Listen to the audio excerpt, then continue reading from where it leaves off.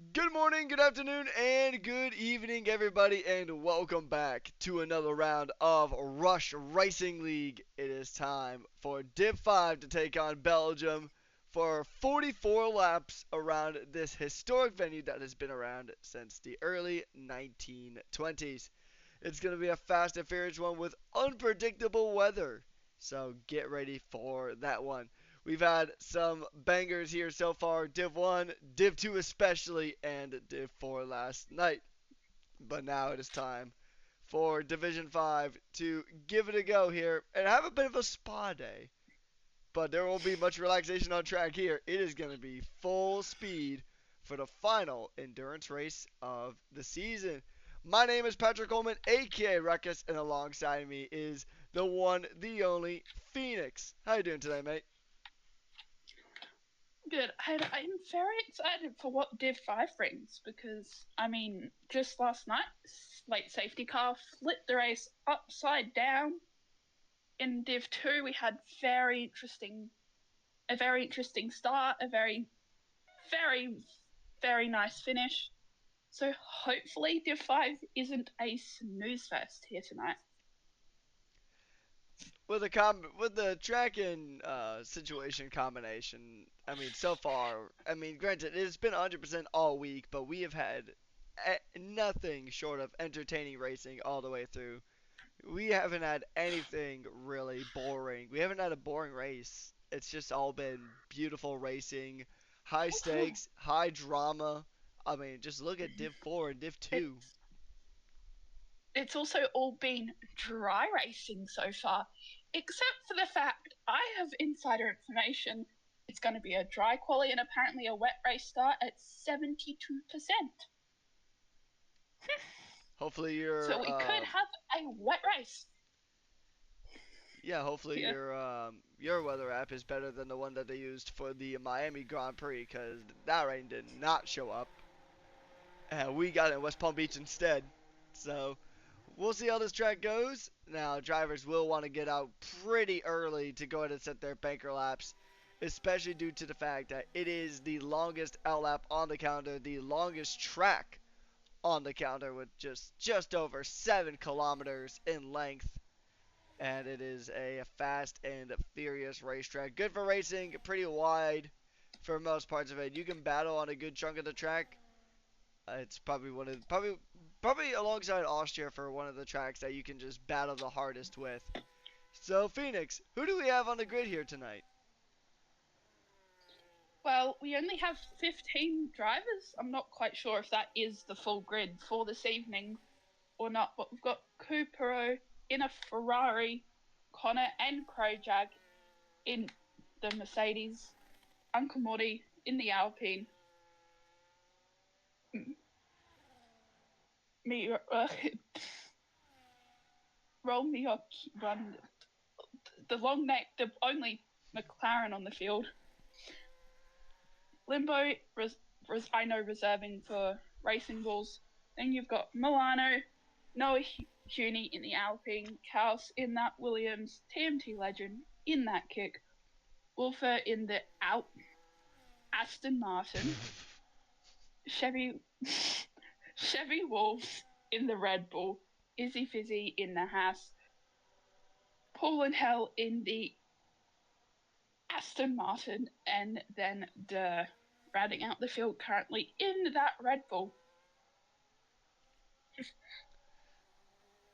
Aston Martin are doing so rough this time around that they could sell out to Audi and get an Audi B team, and then just call Volkswagen or I don't know, just do what they're doing in do what they're doing. Oh wait, no, they're not even owned by Audi anymore. Never mind. I was gonna say they can do what they're doing in Formula E and just pull out Opel, but all jokes aside, we have 15 drivers on the grid here tonight, and I don't even want to know what the Ruckus Guess What in chat might be about. And also, is that Quest What instead of Guess What?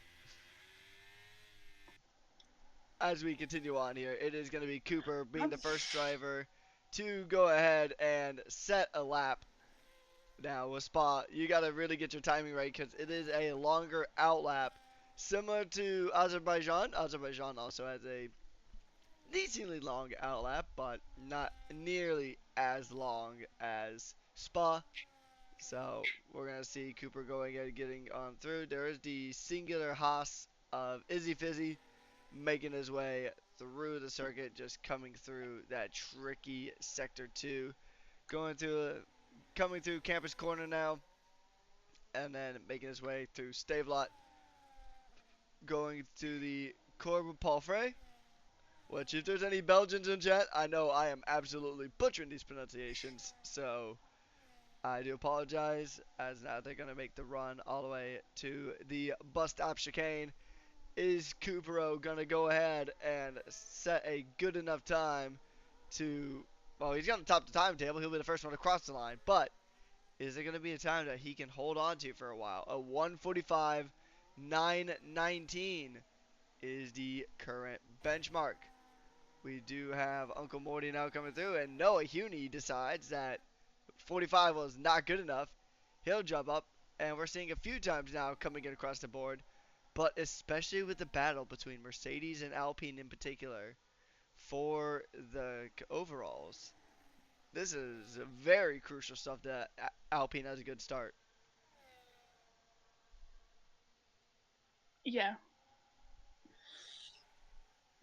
I know in some of the divisions, it's now getting to the dicey end of the season with after this only 3 races left. I know in one of the divisions, I think there's only an 11-point gap in it as Kals tops the timing table for the time being.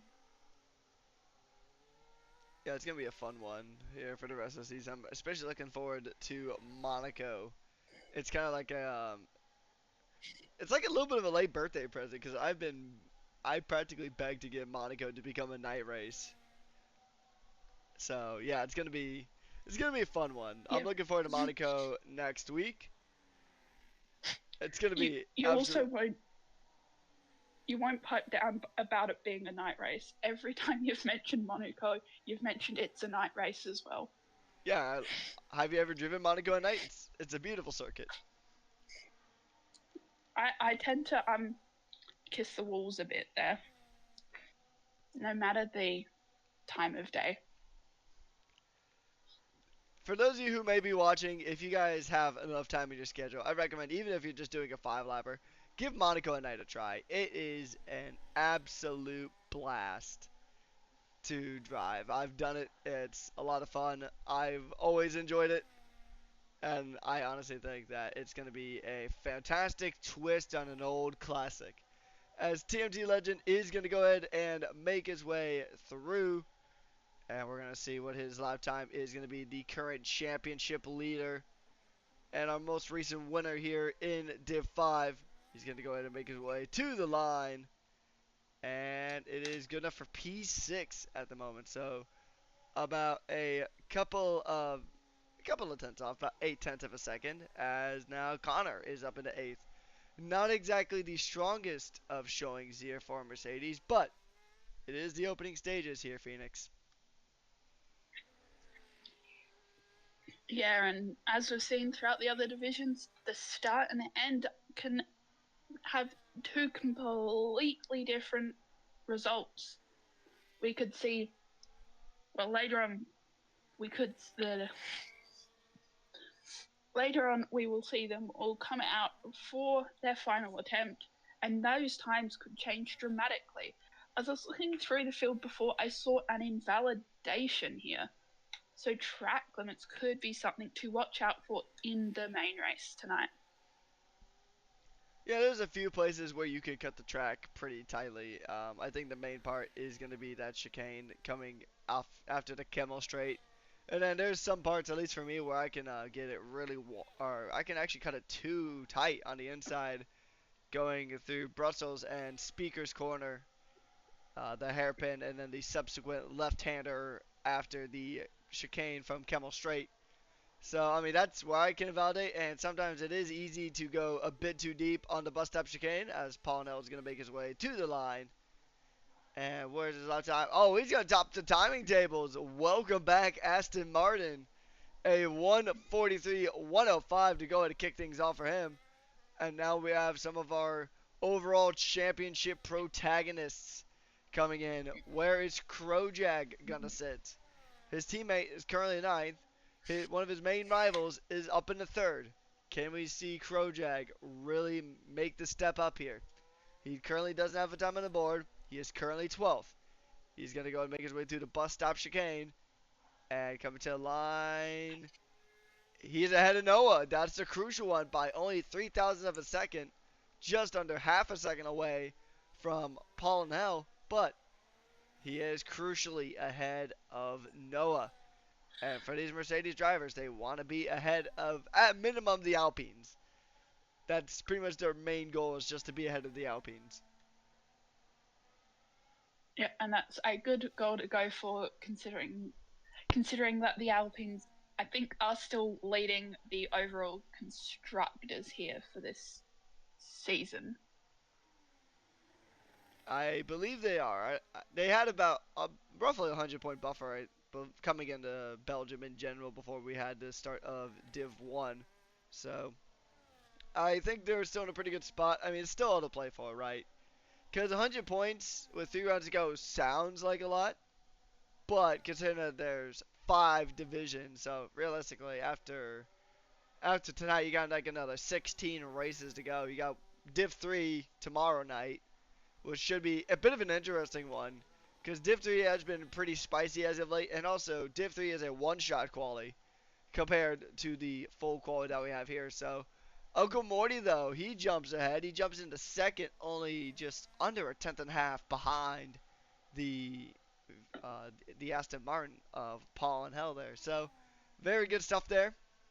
As Roll Me One Kenobi is going to continue on here in that papaya machine, the lone papaya car here today, and he's going to go ahead and make his way through the Circuit de Spa Francorchamps. Very good stuff here. We'll see what he can do. It's been a tricky one. It's been a tricky season for McLaren. Currently last in the overalls by a bit of a margin. It's just unfortunate that they've just not. It's really just come down to mostly attendance for them, because sometimes we've seen McLaren have some really good drives, but we are back in the dark ages of McLaren, saying like back around 2015, just when they had they were basically almost in the same positions as 2026 Aston Martin is. Also, ironically enough, with Fernando Alonso as a driver, also with a Honda power unit. Crazy, crazy how irony works here. Yeah, and now we've got all but one of the drivers who have set a time. I was watching Imbo earlier, and purple second sector, and then I think went too deep into a corner and did invalidate quite close to the end, which is unfortunate. So hopefully he can get a time down this evening. Yeah, we'll see. We'll actually keep an eye on Limbo, who is currently trying to escape Limbo and trying to get up into, or at least he wants to be close to his teammate of Milano. We saw Limbo make his debut not too long ago. Actually, it was actually at this track in particular, I believe, during the reserve program was the last time we've seen him, and now he's going to be here to really go ahead and give it a go here at Spa. Running on board now with the number 11, as he's going to go ahead and make his way down into La Source, the very tight right-handed hairpin where the hot spot of drama on lap 1 has been. And now he's going to make the run to Erouge and Radion, the famous duo of sweeping corners coming up the hill, coming through Kemmel, now on to the Kemmel Straight, as Izzy Fizzy has been disconnected from the session, as now it's going to be Limbo making his way down into the chicane. Very nice stuff there as he approaches Malmedy. We'll see if he can manage. This is one of the areas where he can be tricky to just hug the inside a little too tight. Very, very nice there. Gets a good amount of curb usage coming through Brussels and Speaker's Corner. And then heading to the double gauche, this double apex left-hander. It's a very tricky one. I actually have a similar corner at my go-kart track, except at the end of it, it goes uphill. Anyways, now they're going through and making their way through the rest of Sector 2, coming through campus. and then using a good amount of curb there. You want to get a good run here because it is basically flat out from here until you hit the bus stop chicane. Coming through Stavelot Corner, making his way through Cobra Paul Frey as he's making his run down this massive straight, burning a good amount of battery. He's harvesting a little bit though. One of he's harvesting a bit too much is going to be the question. He's going to downshift all the way into first gear, going ahead and making his way through the bus stop chicane. And he's going to burn it to the line. Where does he sit? P14 for the V-Carb driver at the moment. As we go to 3 minutes and 20 seconds left to go, rush hour is about to be underway.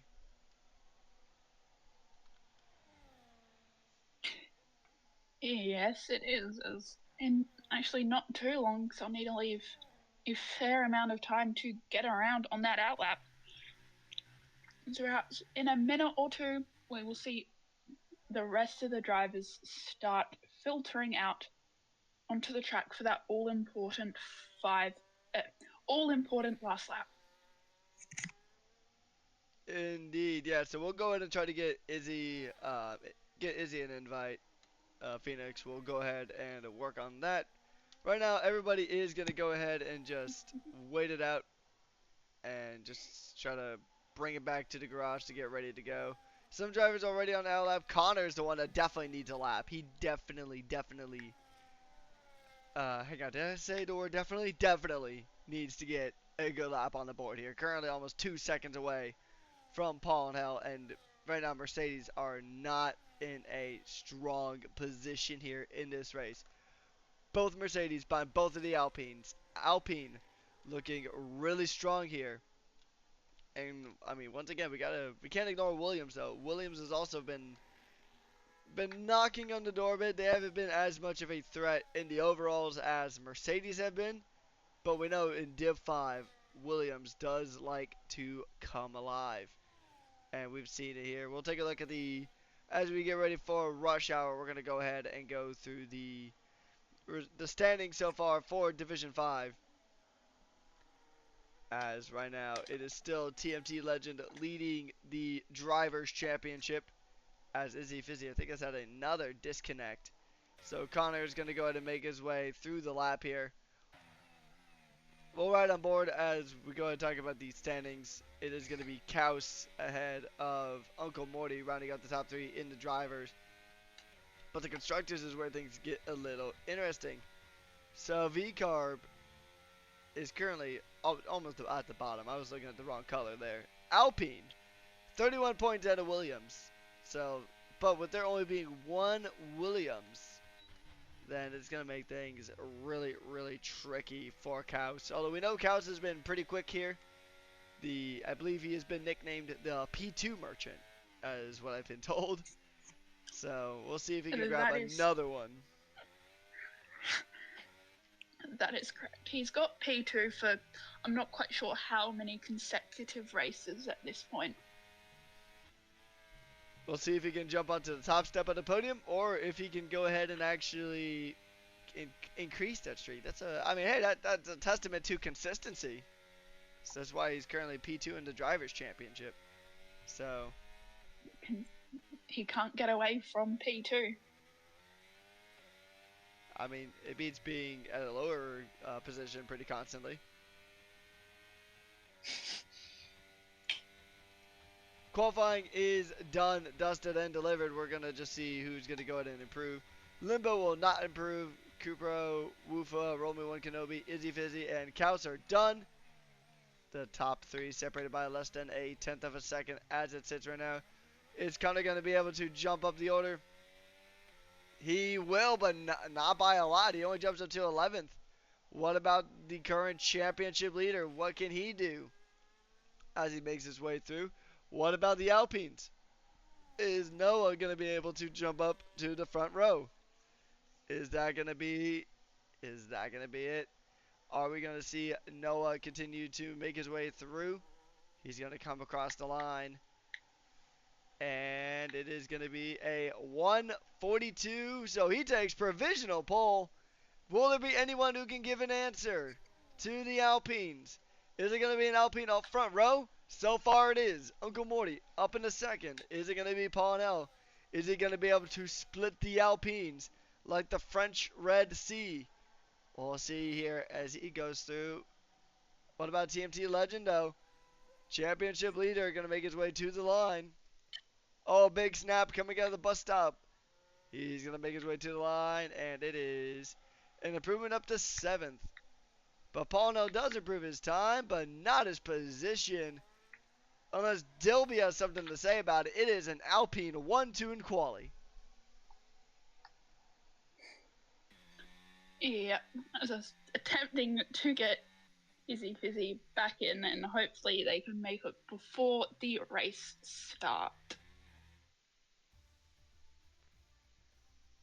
All right, so here we go. Here is your qualifying order for the last 100% race in Belgium. Or, sorry, the last 100% race for Div 5. It is going to be Noah Huni ahead of Uncle Morty, Paul L, Crowjag, Dilby, Kaus, TMT Legend, Chevy Wolves, Izzy Fizzy, Milano, Connor, Roman 1 Kenobi, Woofa, Cupro, and Limbo, rounding out our top 15 drivers on the field. Now, Phoenix, any bold predictions heading into turn 1? I want to say Carnage. It will either be completely clean, not an end plate gone flying, or there will be wings smashed, I reckon. And it's also, I think, also meant to be a wet start too, from memory. Yep, and there we go. It's nice and wet here at Silverstone. And um, so oh, Phoenix, I think Phoenix is invented time travel. Phoenix, they're already at the season finale at Silverstone. I didn't. I didn't even call it Spain. I just went straight to Silverstone with full confidence as well. And it's only the start of the race. If I'm like, anyway, I responded to my I responded to my guess what comment in chat if you've had a chance to see that one there, And Breakfast, as yep, we wait for them to get their setups on. I have seen, and Phoenix is basically calling me old now, as I am indeed now the ripe old age of 23. A good birthday present is going to be this race here at Spa. I mean, one of my favorite tracks with a fantastic league, so it couldn't really get much better to start off my 23rd birthday. But we'll see who's going to go ahead and take the cake for victory here in Belgium. It should be a fun one, especially now that it's the first wet race of the week. Surprised we've gotten 3 races in without rain at some point. Yeah, that is surprising. Now, do you think we will have, and I'll broaden it to a VSC or a safety car within the first half of the race? Um, as long as long as one of the Mercedes doesn't try to identify the V carb and flip an Alpine, we'll see. But here we go, 5 red lights on the gantry, and it is lights out, and away we go here in Belgium. We're gonna go ahead and see. Oh, hang on, there's a Mercedes making a very good lunge here. And contact between the Alpine and the Mercedes. It's so far so good as we go through. A few drivers having a little bit of a touch and go. Everybody's on the intermediates. And now we're going to go ahead and see who can make it through. Coming through A Rouge and Radion. We're already seeing some drivers slipping and sliding all over the place. The Mercedes have had some good launches here, though. There's a caution, though. There is a Ferrari towards the back who has had a slight bit of a moment. Front wing missing, but for the most part, it is a clean start here, Phoenix. Yeah, it was not a very chaotic corner 1, lap 1, but we'll see what the rest of this lap does bring.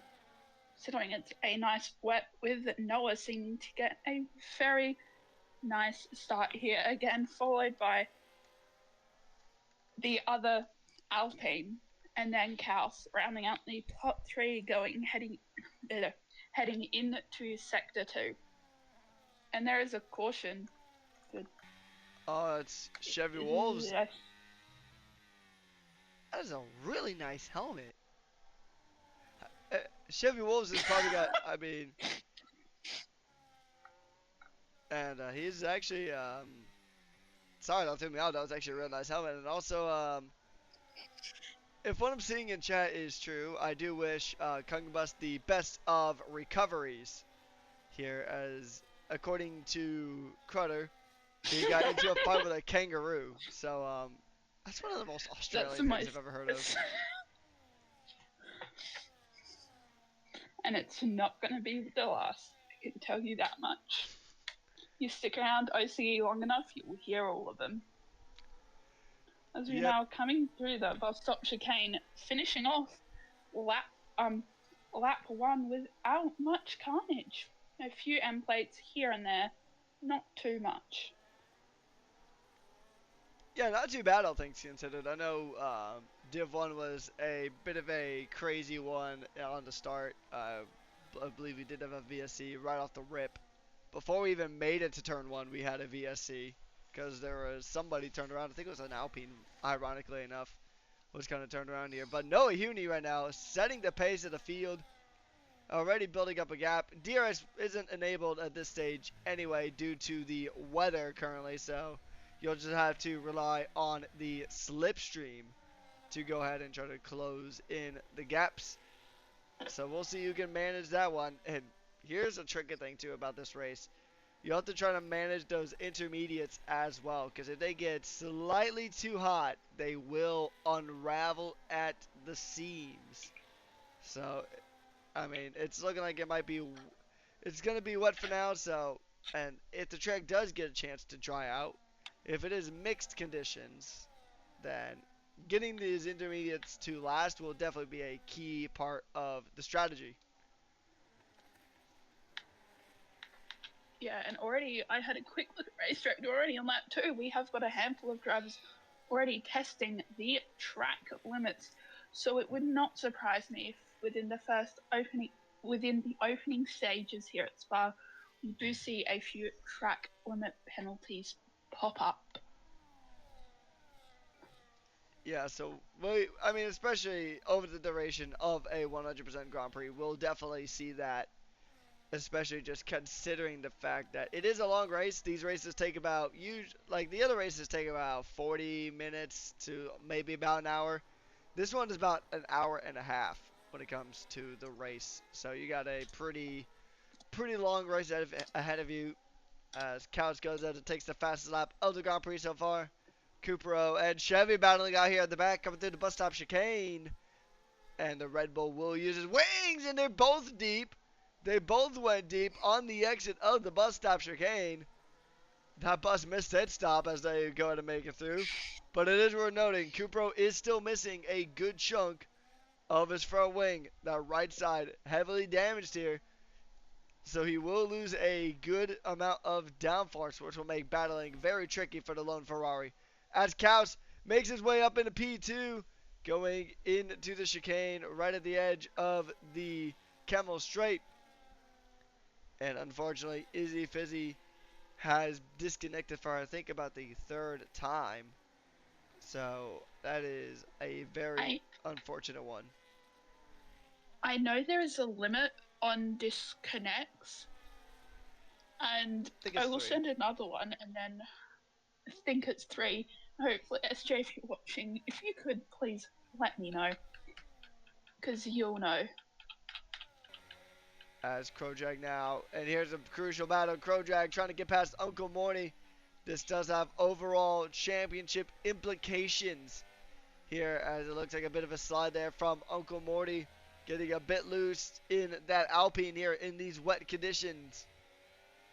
So we're going to see here if we can see Krojak make the pass onto Uncle Morty. We're going to go over to see who has gotten the most positioned up. Connor, the Mercedes teammate of Krojak, is up 6 positions from where he started. Limbo is up 5. So we're already seeing a ton of good positions here from the drivers. So good moves here coming up and down the field as we continue to race on here. Noah Huni now on the top of the table, as we're going to see here if he can continue on here. Izzy Fizzy has joined, so they get, I believe, one more disconnect. and then they'll pretty much just have to retire the car, pretty much. So we'll see. Hopefully, Izzy Fizzy's doesn't get hit with some EA shenanigans, and hopefully they'll be able to stay in the race for the remainder for the next 40 laps of the Grand Prix. Yeah. Ooh, side by side here, Uncle Morty and Krojag. Krojag loses out just for a bit, but I can already tell this Alpine and Mercedes battle is going to be a tough one.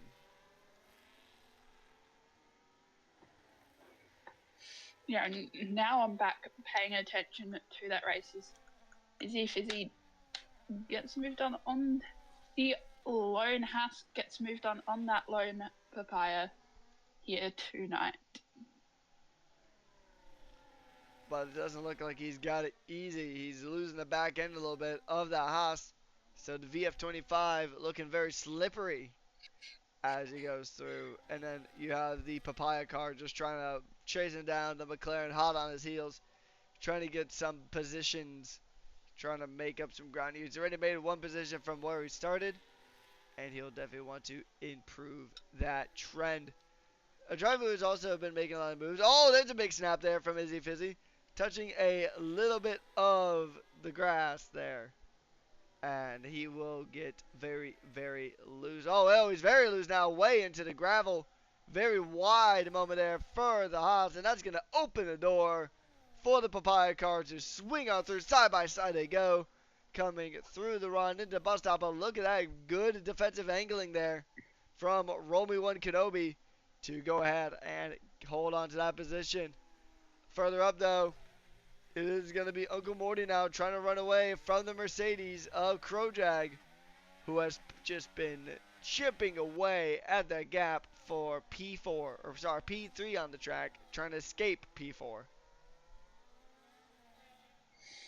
Yeah, as we've sort of seen the field split into two very distinct groups, with the top 8, with the gap between the top 8 and the rest of the field being almost 9 seconds, which is quite a lot, as we do have House trying and slowly catching up to Noah, trying to be an ever-present threat in that Alpine's rear view mirrors. Pretty much, yeah, that's exactly what you want to do there. Krojag does get the move up into P3, as he's going to try to go in and try to chase down Kaus. But that might be a bit of a tricky one, as Kaus and Noah just seemingly have the best pace in the field right now. Currently about 3 seconds away from Krojag, as they continue to battle out here through the Ardennes Forest. The rain is still here, but there is a definite dry line forming, so we might see, particularly on the Camel Straight, we'll probably see, oh, Kaus is in the gravel. He's touching a little bit of gravel, so he will lose a bit of time there. And now he's he's outside that 1 second range. So that is not great for the Williams. It's great for Krojag, though, who will be able to close in the gap a little bit. Kaus lost a few tenths just running wide. And, I mean, in these 100% races, it's these small mistakes that add up to big losses later on. Yeah, because as I'm pretty sure it's been said in other streams, it is a marathon, not a sprint, as Milano is the first driver to pick up a track limit penalty here this evening. The first, but certainly not the last. Yeah, exactly that. So, yeah, not ideal. But look at Kaus. He's already made up that gap back to Noah. He must be burning ERS. He is burning ERS. That is rough. Yeah, look at the battery difference. You can see it on the steering wheel there. Noah's got quite a good amount of battery to play with. Kaus is recharging that battery, but he burned so much to try to close back into the gap. Unless Noah made a mistake, because the gap to Krojag looks like it's about to stay the same. So, battle for the lead potentially happening up here pretty soon. And this should be a fun one as it's going to be a positional trade again. Oh, look at it side by side. Roll me one Kenobi getting rolled out of P11 and down into P12. And that's a good move there from Woofa in the Aston Martin trying to make moves here. A bit further up, and that is Izzy Fizzy disconnecting again. So that's pretty much it for him. Um, yeah, so I mean, if he does get another invite, it'll be purely to retire the car. So that is Izzy Fizzy's last disconnect. So Oh, am look. I haven't got a message back yet. Do I just invite him until I'm told otherwise? This is taking up a stupid amount of my time. I missed a good hunk of quality.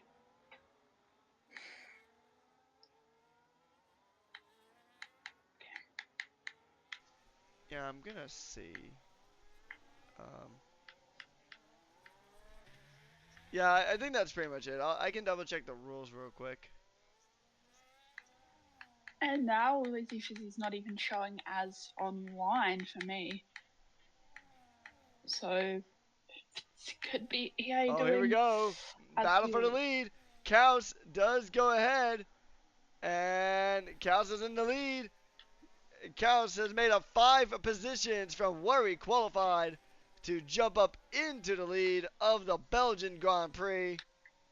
And that is a beautiful one. Roll me one Kenobi, the next driver, to get that 3-second time penalty for track limit violations. And Kaus, his race pace has just been very rapid here in the last couple of weeks.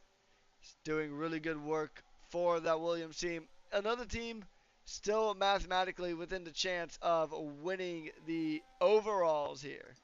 So, I mean, they're equally fighting for these positions. It is a bit trickier though for the Williams, considering that they only have one driver here tonight. So, And I have been told that is Izzy Fizzy all done and dusted this evening for having had too many. Having a very quick look at the race director, which I've just figured out you can do in the middle of a race, we have so many track limits for a lot of the drivers. yeah, there's definitely a lot of warnings here as Noah Huni is going to try to retake that lead, but Kaus just now setting the fastest lap of the Grand Prix with a 158.961. And it's going to be a good run here. These two are going to battle out there. They have lost a little bit of the gap to Kojak, though. Kojak now within 2 seconds of these two. He was about 3 seconds back about a lap or two ago, as we are now on lap 8 out of 44.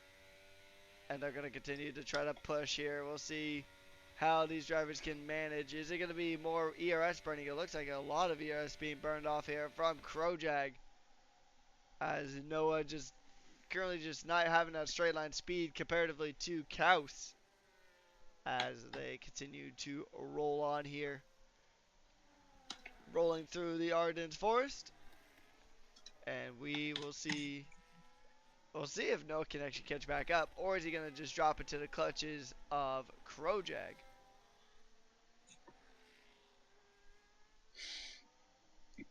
Yeah, it's now. I've got Dilby sniffing that ass of the Alpine up ahead, but it's getting very close. Will he get a move done? Goes around, and Limbo is the third person to join the penalty club, as Durr is still sitting behind that Alpine. Yeah, we're seeing here that Dilby has really tried to close in the gap to Okomorty, who's really struggled here ever since he got past. And we'll see here if Dilby can close in the gap. Can he try to make the overtake is going to be the question. He doesn't have a lot of battery left. He's almost empty on his ERS. So he'll definitely have to be on a bit of a recharge here. As Kaus now does, well, temporarily take the fastest lap, but that has been granted to Krojag. So we'll Mm, see here as he's going to try to chase down Noah Huni. But the top three look like they're in a pretty strong class of their own here at this stage, Phoenix. yeah, kind of running away from the rest of that field across that now very, very definite dry line, as you've got maybe the bottom pack, I want to say, being really the closest ones together, as I think about four of them or five headed through the first hairpin together. Yeah, so we'll just kind of see how it pans out. Oh, but there's a move just a bit further back. Oh, look at this gaggle of cars coming through. It is Izzy, Limbo, Roman One Kenobi, Woofa, and Chevy all battling it out here for position. Now, granted, Izzy is only an AI car at this stage, so he'll be more of a mobile chicane than anything as they continue to work their way around. And this is the most technical part of Spa, probably the hardest part to pass on. But oh, here's a crucial one. Connor now, 3-second time penalty for track limits, and that's going to hurt in the battle against the Alpines as they continue to roll their way through. Are we going to see Limbo? I mean, Limbo needs to get past Izzy ASAP because that is just an AI vehicle backing them up. Kind of backing them together as Roman One Kenobi has a look. Taking a quick little peek to see if there's a gap there. He finds none. He backs off a bit.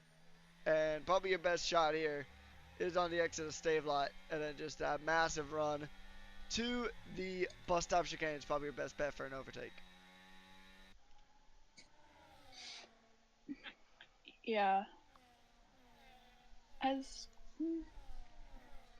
there's not all too much going on apart from that sort of middle pack, bottom pack, and perhaps, no, really, that middle pack is where everything is at the moment.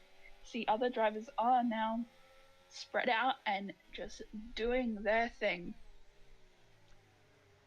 Limbo tries to send one on to Izzy Fizzy, but runs a bit too deep. Coming through La Source, and now, once again, this pack is all bunched up behind the disconnected car of Izzy Fizzy as they make their way through La Source.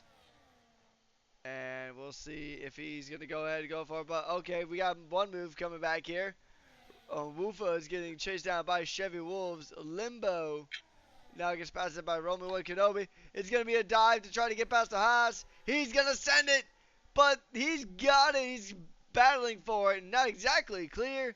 He does clear it now. And that is Romy One Kenobi up in a P9. Some good passes there as Limbo sends it around the outside, but he goes a bit onto Slick 7 contact between the Red Bull affiliated vehicles and Woofa. Limbo just getting a bit too much on that slick runoff there, losing a good amount of traction. And that, the fact that they all still have their, well, actually, never mind. They don't all have their end plate. Chevy Wolves lost his right side end plate on that front wing. But the fact that that is all that happened there it could have been so much worse. That had every ingredient for the recipe of a VSC, but thankfully they didn't put it all together. Yeah, and I like how you said the Red Bull affiliated cars. Well, yeah, they're owned by Red Bulls. I believe Red Bull also sponsors or has an F2 team as well, from memory, just by thinking about the liveries. But Yeah, so the interesting thing about F2 is when it comes to liveries, it works more like F or IndyCar, I should say. Oh, there's a dive and F. Oh, there's contact. The two Red Bull affiliated vehicles again coming together. Limbo not letting the senior team get away with anything here, as now it's gonna be a move potentially on to Woofa. Bit of contact there from Limbo. Just getting a bit too close for comfort, avoiding that social distancing that Woofa would have definitely preferred at this stage of the Grand Prix. And this is just beautiful, beautiful racing here. But Chevy Wolves gets a 3-second. It didn't look like he even touched track limits there as he does get past Limbo. and they're going to make their way down to Camel Straight. Good amount of slipstream here. Is the move going to be made? Nope. Woofo puts his cart in a really good spot. And back to the thing with the F2 liveries. So the interesting thing about F2 is that if you're part of a driver academy, regardless of what team you're on, you are allowed to run a livery based on what F1 team you're assigned to. So, like for Mario Boya, he races for Prema, I think. But he's an Aston Martin junior driver, so his car looks more like the Aston Martin. So, and Nicholas Soloff, he is a Red Bull junior, so his Campos is Red Bull themed.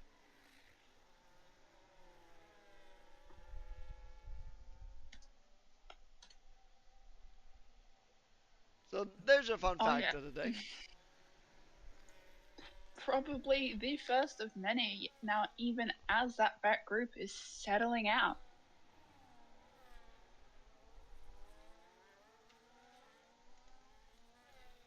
They are indeed settling into a bit of a groove here. We've kind of reached the management stage here of the Grand Prix. Milano gets another 3 seconds, so here's the penalties as they sit.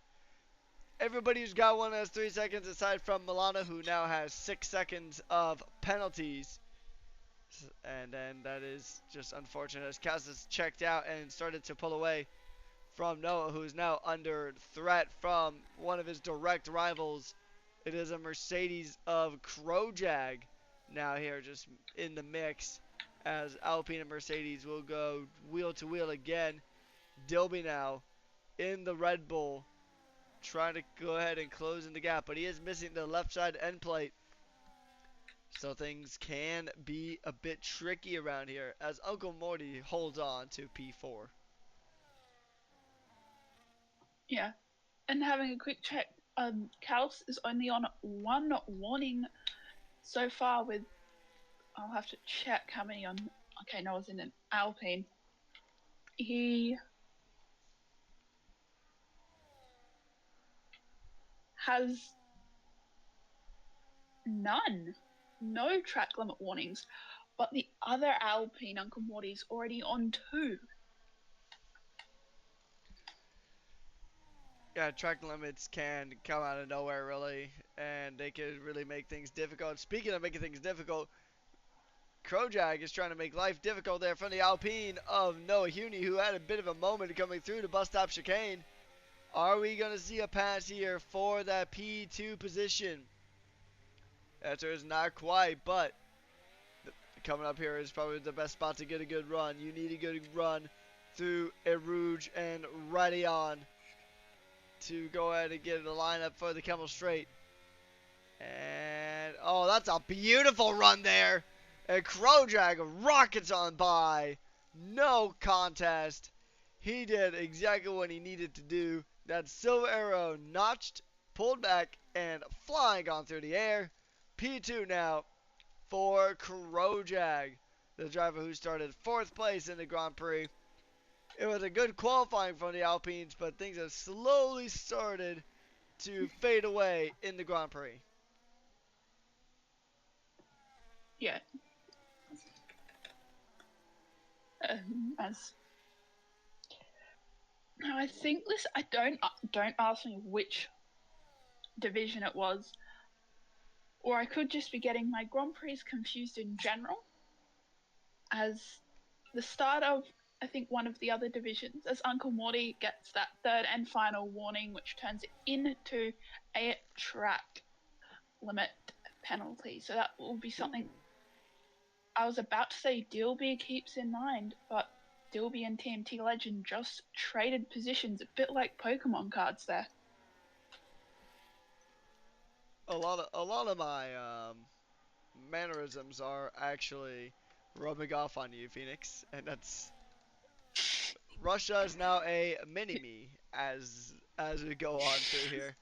But yeah, indeed, very good battles here from the Sauber and the Red Bull. TMT Legend championship leader goes around the outside to try to make that move stick just before the bus stop chicane, and he gets it on through. Very good stuff there from the Sauber, kicking Dilby out of P5. and dropping him down into that P6 position as Paul Nell, the driver, who led for a good chunk of qualifying just until the end there before the Alpines locked in. And he is currently in P7. He's dropped out 4 positions though. So not exactly the greatest of spots there for the Aston Martin. As he's trying to chase down Dilby now for that P6 position. Are we going to see a good run here? Just not quite good enough to really have any chance of a lunge. As Woofa and Izzy having a bit of a moment. Izzy, even though he's not even actually in the session, has been putting up fantastic defense. Defender of the night goes to Izzy Fizzy's AI. As now it is just now letting Woofa up into the top 10. This is extraordinary stuff. Chevy Wolves now looking for a overtake here. Look at this, good defense there, but it's going to be the Red Bull getting 2 for the price of 1. 3 wide, just about coming into chicane. Oh, we're seeing ping pong happening here. Wolf getting ping ponged around in between the Red Bull and the Haas. Very crazy stuff here between them. And as Yeah, and Limbo, apparently AI good. and apparently AI are crazy fast in the rain for some reason. Yeah, I mean, have you ever raced the AI in the rain in this game sometimes? Like, especially in career mode? Um, I haven't raced in the rain full stop. I raced in the rain. It was around Monza, and I ended up in a wall on the 5th lap, going straight through a chicane. Sounds about right for Monza, to Trust be me, I honest. was braking. I was full brakes. I was trying to turn. My car went straight ahead. I am also kind of loving a bit of story time that we're getting here based on Kung Bus's MMA fight with a kangaroo. That might just be his new nickname. That might just be his new nickname here at Rush. We might call him the Kangaroo Boxer. Wishing you the best of recovery, mate. Hopefully we will get to see you for Monaco, and then we can see if you can just start. Well, ideally you don't box anybody to a wall, Monaco, because it's probably the easiest track to do so. But with that being said, we do wish you the best of recovery, and hopefully we'll see you next week for Monaco. It is going lap 15 here out of 44. And right now, as it sits, there is a battle for the lead, but it is one that is a bit of a slow burner. Just slowly building up as Krojak knocks away some good lap time from Kaus. Speaking of lap time, fastest lap right now does go to Krojak and by a 1:58.032. And that is going to be a good battle to watch here as these two will definitely fight. They will not care less. They're both fighting for their own positions here in the overalls. As coming into the week, Mercedes was exactly 100 points ahead of Williams. So I know we talked about a lot of Mercedes v Alpine, but Williams really isn't too far off. As now they're going to continue to battle out here for the positions.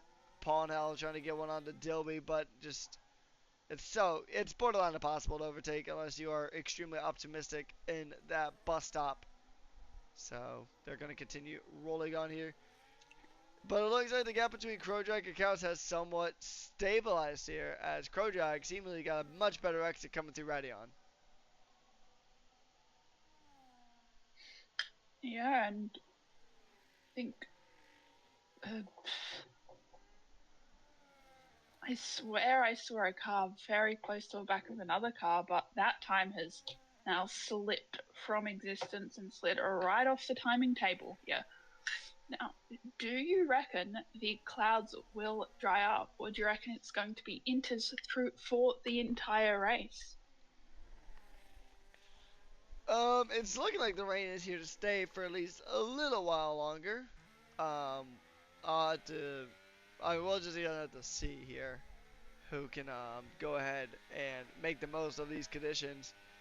Uh, I think it'd be interesting to see it go from a wet to dry race, but the likelihood of that is kind of 50-50. I think the rain is likely here to stay, but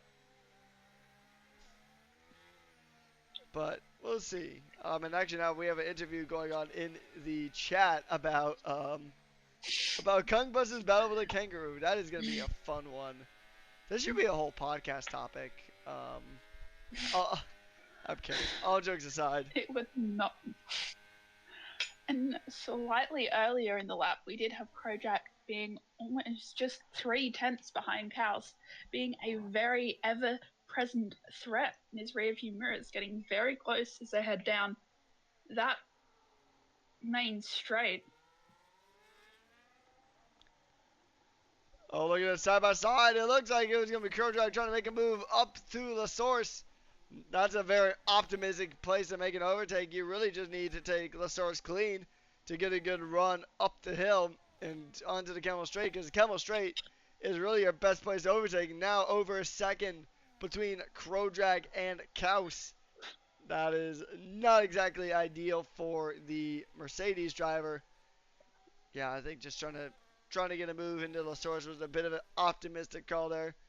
And he is now reaping the rewards or lack thereof from that attempt.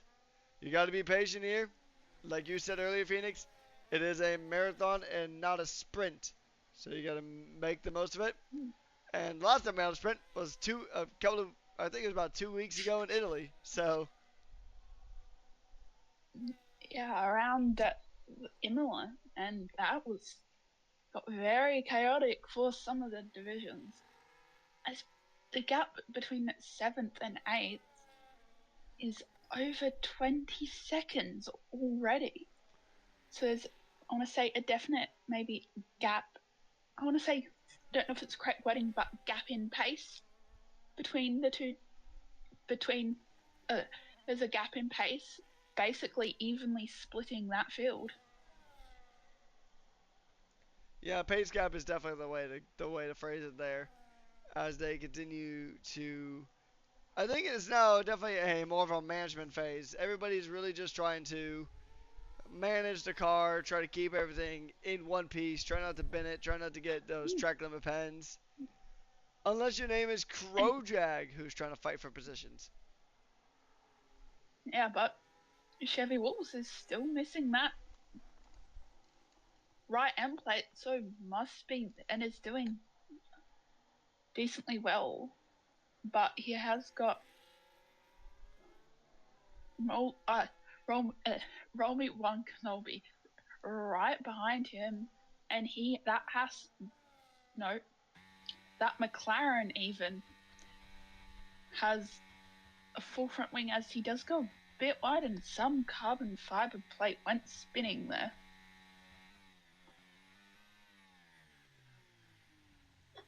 Very nicely done there. Good battling. You'll love to see it. This track, kind of like Austria, also does allow you to have some good battles here. Milano makes it 9 seconds of penalties now. He has picked up another track limit violation. As now they continue to fight on through. Oh, a bit too deep. A bit wider there for Romy 1 Kenobi. As actually a bit further up, it's going to be a tight battle, almost side by side, between Krojag and Kaus.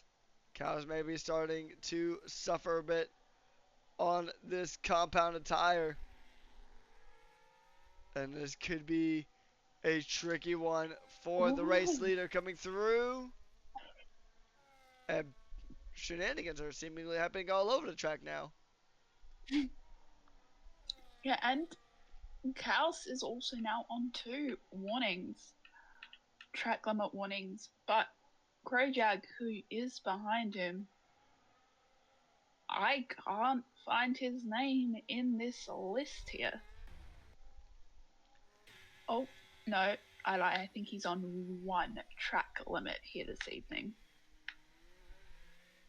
TMT Legend now is still trying to close in the gap to try to promote himself into P4 ahead of Uncle Morty.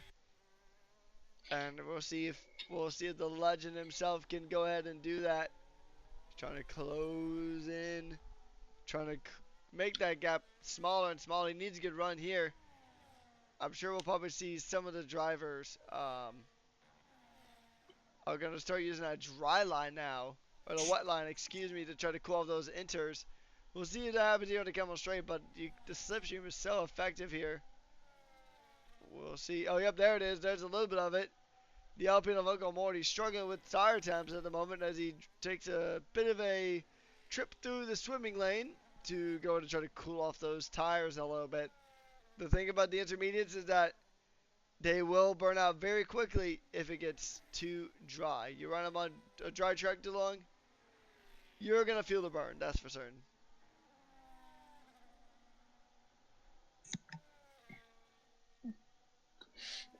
Yeah, you are, and TMT Legend is now right up the back of Uncle Morty, who does have, I believe it's 3 seconds hanging over his head, but we are in a few laps time to reach the halfway point, so he's got plenty of time if he does decide or does get that move done. Indeed, indeed. And actually, hey, somebody has actually made a pit stop. Dilby has actually made a pit stop. So, somebody's saying to chuck us out the soft tires on. That's optimistic, but oddly feasible. Because, I mean, you do the massive dry line, but it's high risk and medium reward here at this stage. I mean, you'll be a lot quicker on the softs than the inters. But if you touch the wet stuff, you are slipping and sliding all over the place. That's gonna be. I'll be curious to see if anyone actually does try the dry line. I'll be really keen to see that. It would be fun to see, though. I will say, it'll be a lot of fun to see somebody just slip on to the dry line and give it a go for a while on a set of soft tires, but I don't think we'll see that. I think it's really just going to be probably inters for at least a good while yet.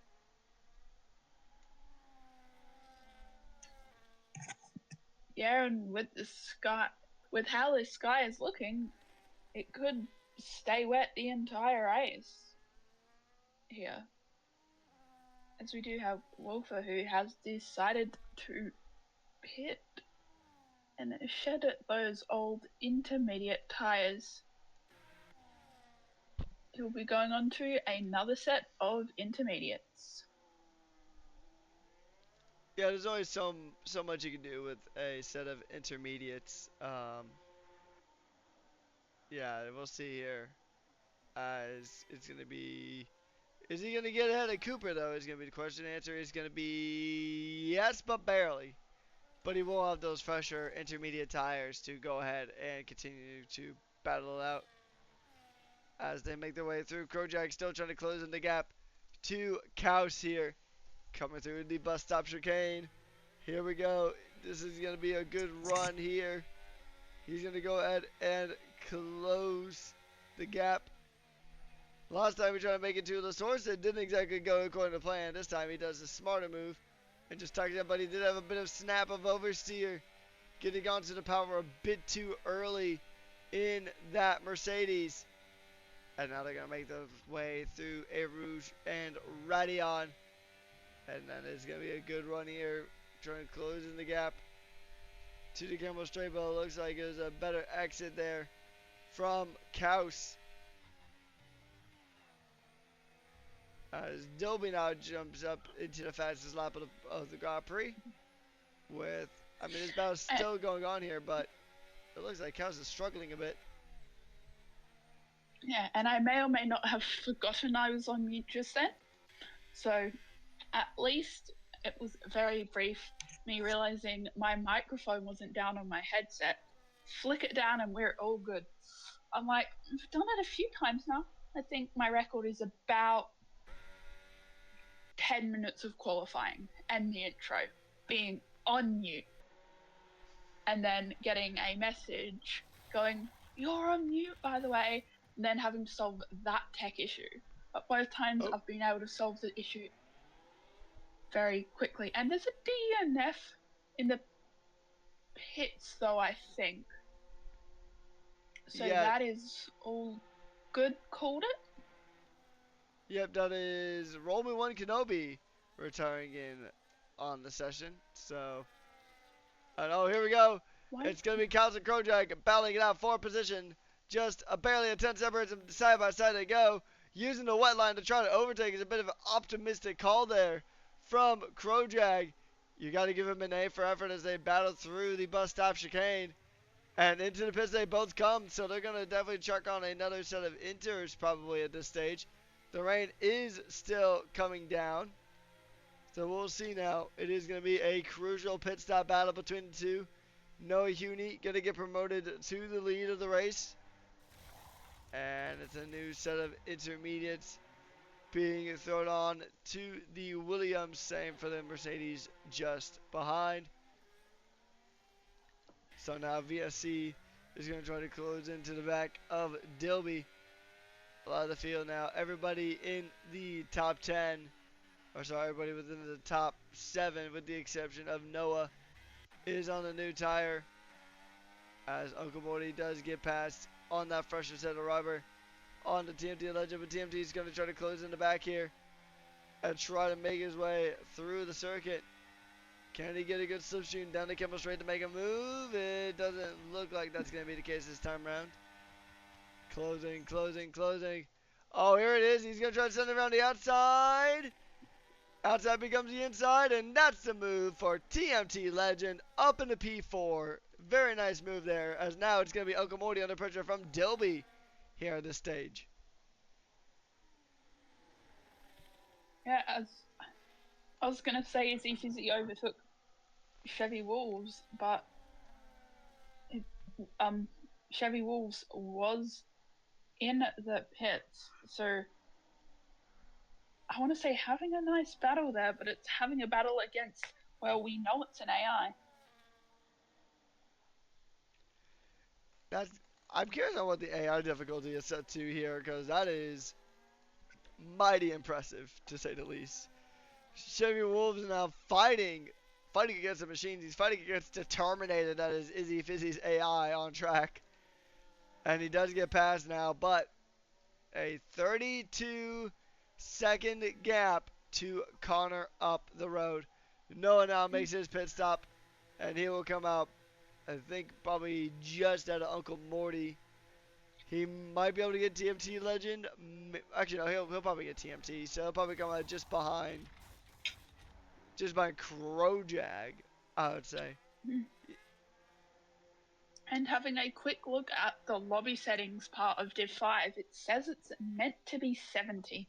Whether it is or not is a entirely different question.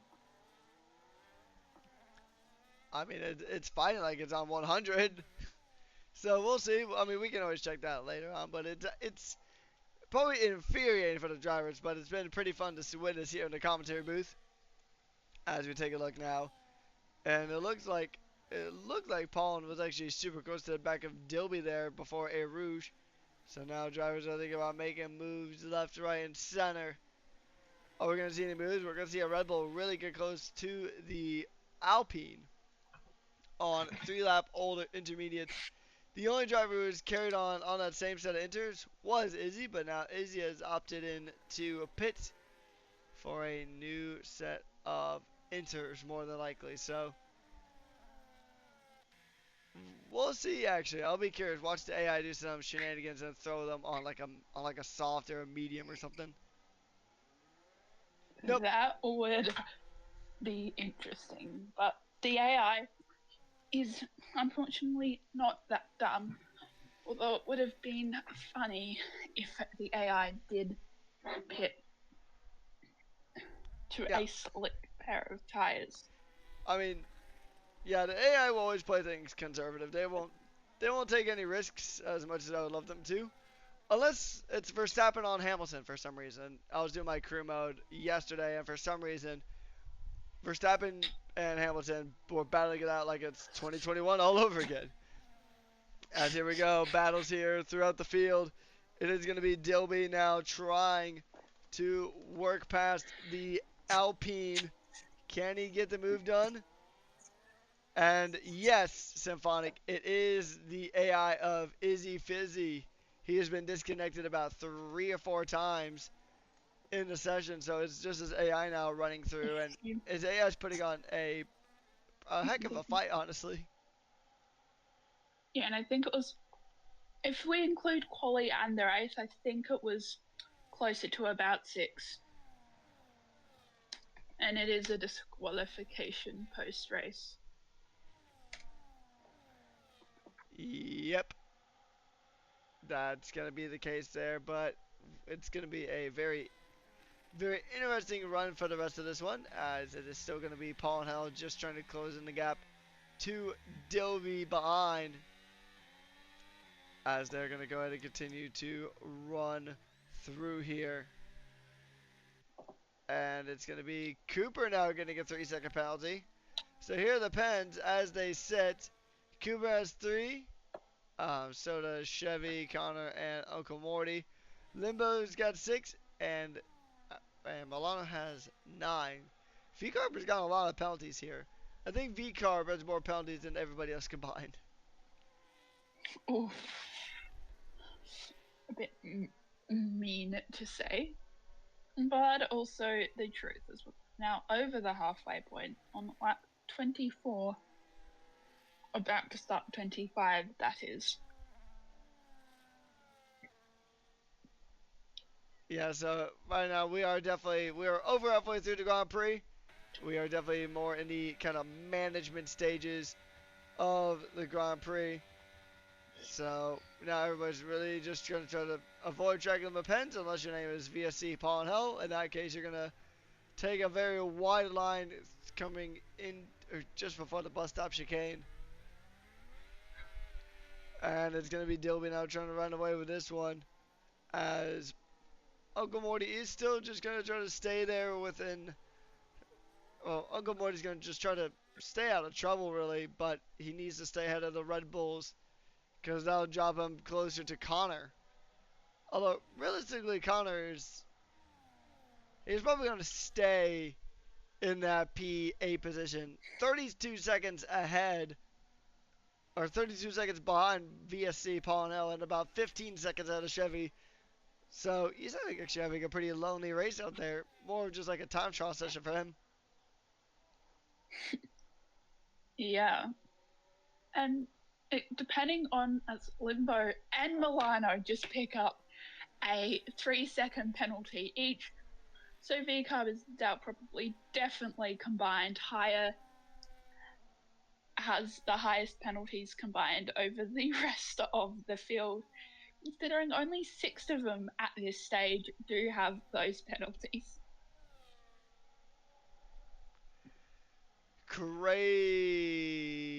stuff happening here in Belgium. Track limit wise, in terms of on track action, it's been pretty mellow.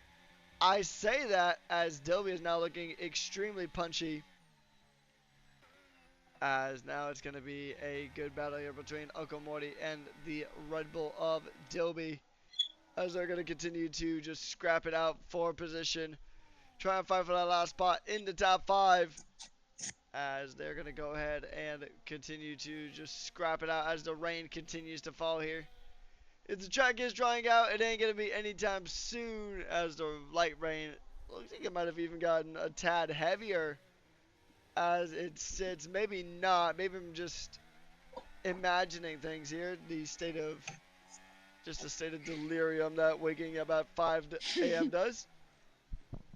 But as we continue through here. Oh, Milano runs right into the gravel, and we have been requested by Symphonic to stop talking about VCarb, but knowing us, we'll stop talking about it and VCarb will do something very funny or get more track limits. We'll talk about the other white Red Bull instead, and that is going to be Dilby still trying to close the gap. But Paul and L might make this a 3-way fight for position here, as so far it is still gonna be it's still gonna be just that three-way fight for P5 as we continue to go on through. All right, we have an onboard request coming on in from For Symphonic, Milano. and actually it's For Milano. Milano. So on this next off, Phoenix, I'll let you take this onboard away. Oh no.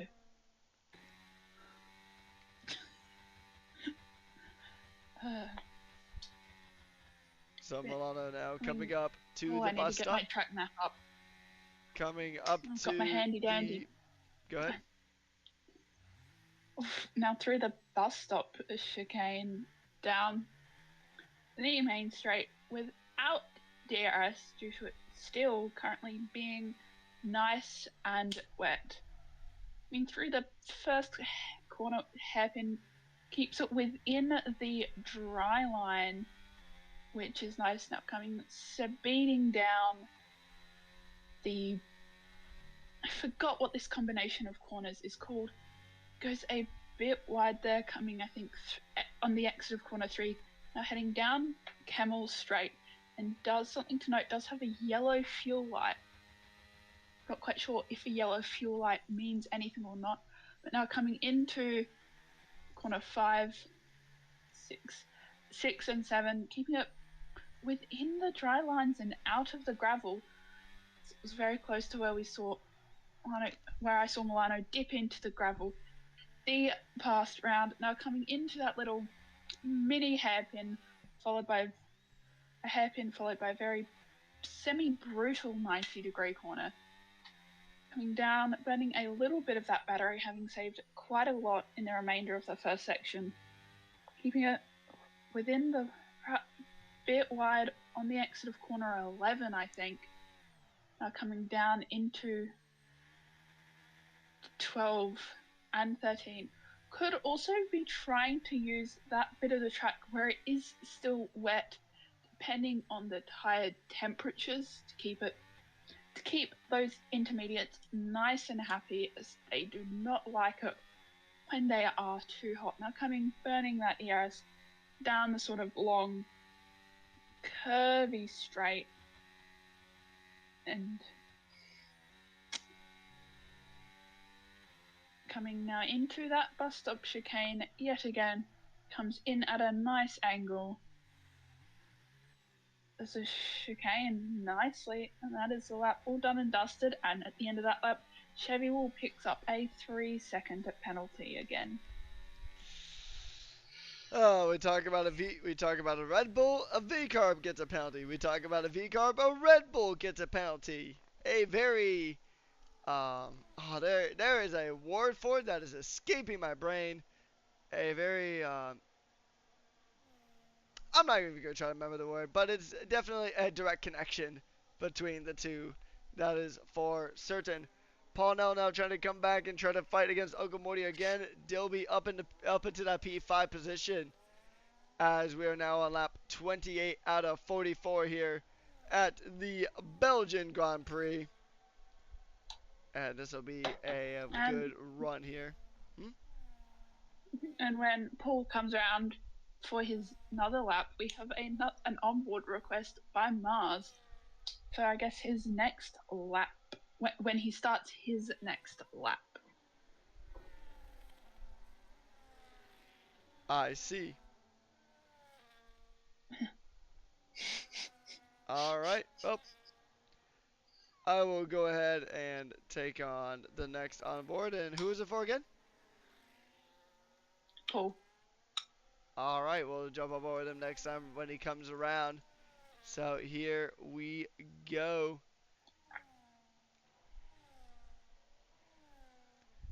Had to do it before V-Carb is picked for our onboard again, going around in a circle in a relatively slow fashion. Ooh! Shots are being fired here in the chat. We love to see it. We love to see you guys getting amongst it and going ahead and just throwing some friendly barbs at each other. I know these two are just probably having a good time of it. And then we'll see how the rest of this one is going to go ahead and shake up. This is going to be I feel like this one's gonna get really interesting if it dries up. If it stays wet, then it's gonna be pretty a pretty simple one here. Just keep your car out of keep your car out of the grass, out of the gravel. And now we're gonna jump aboard with Paul and Hell for his lap on board. And here we go. And now we're gonna go to begin as he makes his way going through La Sauce, as a good friend of mine would call it. Actually, a few of my good friends actually tend to put more pronunciation there than necessary. But anyways, they're gonna go ahead and make their way coming to Erouge and Radion. Going through Rouge, now Radion up the hill, getting a bit on the track limits there as they go now through Camel on to the Camel Straight as they make their way all the way to Les Combes and Malmedy. This very nice chicane here is we're seeing that he's trying to look at Uncle Morty. You can see Uncle Morty up the road, but just not close enough to really make any sort of even remotely sensible lunge. Coming through Brussels now. This very small hairpin just before Speaker's Corner. Very nice one there. It's easy to carry too much momentum into that corner to go ahead and get a track limit, at least a warning, giving out a full-on penalty.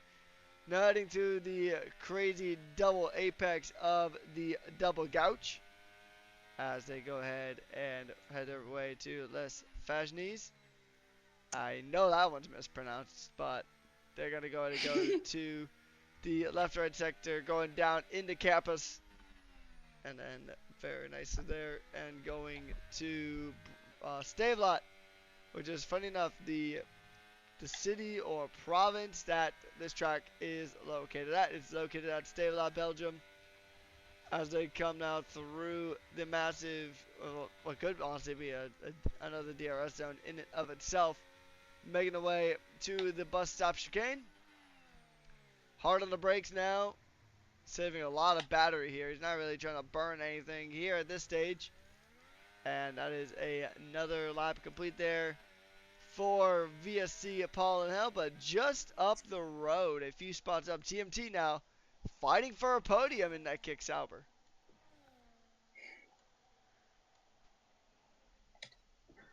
Yeah, and I've poked around in the settings, but I can't see what AI level it is from there. But speaking of Paul and Hell, I've just gone through a very extensive list. He has, I swear I'm almost, I'm covered. So many. He does have two track limit warnings as well here this evening.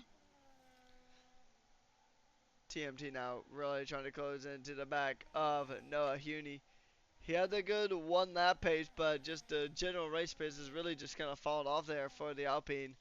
Taking a look at tire ages, actually Noah's on fresher tires, not by a lot, but by fresher tires. 14 laps to go. It will dry, or will it dry? Is the question. No, I'm gonna say no at this point. If anything, it's gonna get. Records. There are 14 laps left in the race. I know. That's how I read it. I misread it. I read it will dry versus will it dry. So will it dry is the operative question here. I'm gonna say no. I think it's gonna stay wet all the way throughout. I think the rain actually might get more intense, if anything, really. I don't think the rain is gonna lighten up in the slightest, as TMT does get that move for P3 done and dusted. Very nicely done there for the Sauber. And now he is up into that P3 position. And that is going to be, yeah, I think it's going to stay wet. It's going to probably even get more intense coming through here as we go through. We'll see if anyone can catch up, but Noah's really just had a pretty rough fall off in this second stint. As they go through, now it is going to be Dilby trying to close in the gap to Noah. He can see the spray coming off of the back of the Alpine. The Alpine really trying to close in the gap to the Sauber as the Sauber tries to run away. Yeah, it's going to be wet. It's going to be wet for the whole rest of the race here, Phoenix. I do not foresee any dry weather happening. No, and even if it does stop raining and there's a few laps to go, the track won't necessarily be dry enough. As could also Div 5 be the first race without a VSC or a safety car, as Woofer picks up a 3-second time penalty.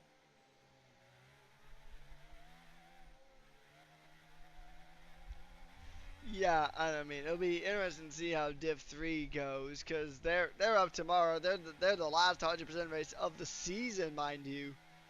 So that should be a good one. And Krojak and Kaus still leading the field very considerably. Oh, there's a slow moving V carb. At least I think that was It's a a lap V. car. Okay. All right. Well, Milano is crisis getting averted. lapped. Crisis So Milano averted. was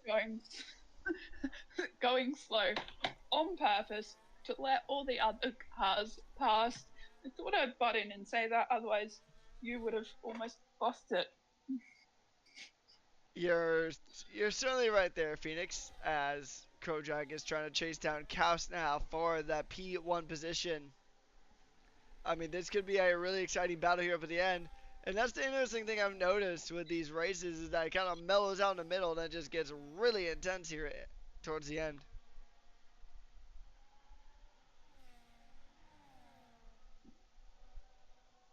Yeah, as I guess the closest cars together is Dilby right up the back of Noah.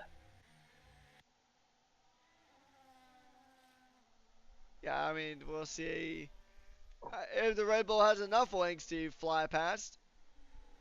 And we'll see if Dilby can go ahead and try to get through here. We'll see who's made the most positions. Who is most likely going to be driver of the day? It's going to be the Limbo or Kaus. My money is on the latter, just due to the fact that he is in the lead now after making up those 5 positions. Been a tough day in the office for Alpine here today. They started with a front row lockout, and now they are down 7 positions combined, while Kaus is up 5 of those positions. Mercedes is also collectively up 5 positions. So, I mean, still not exactly a great day for Mercedes. They're still kind of touch and go in terms of the points. And here we go. We have a Phoenix asking a question for comms as Phoenix is in the comms box. Hey, I didn't. I requested an onboard lap while also in the comms box for the reserve program. Now let me type my question.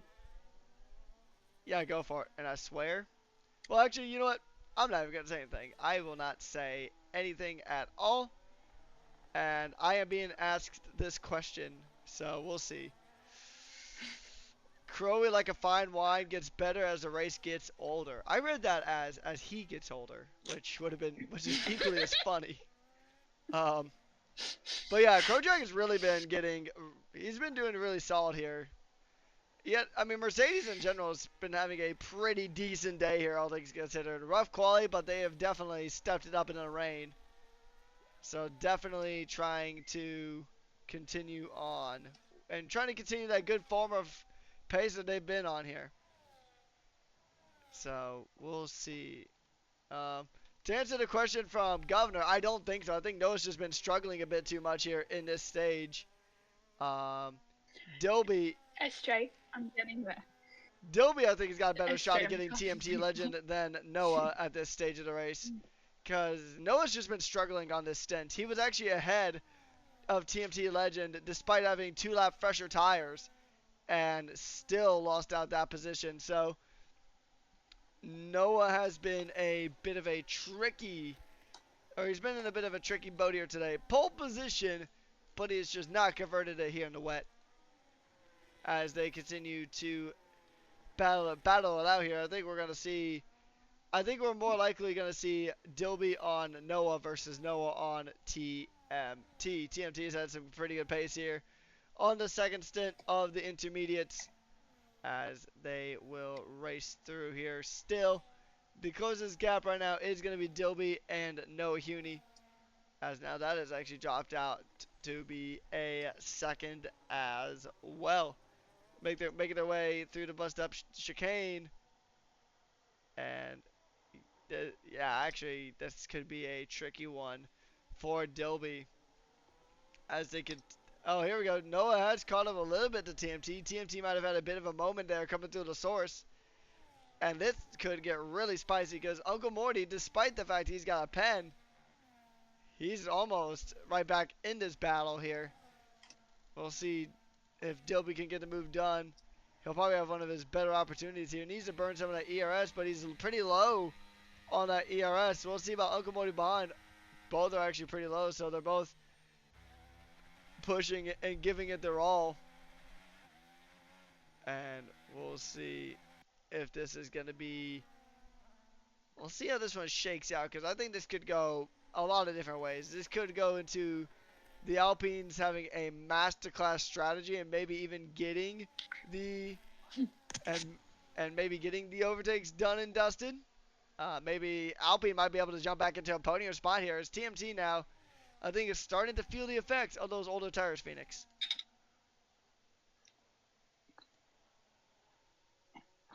Yeah.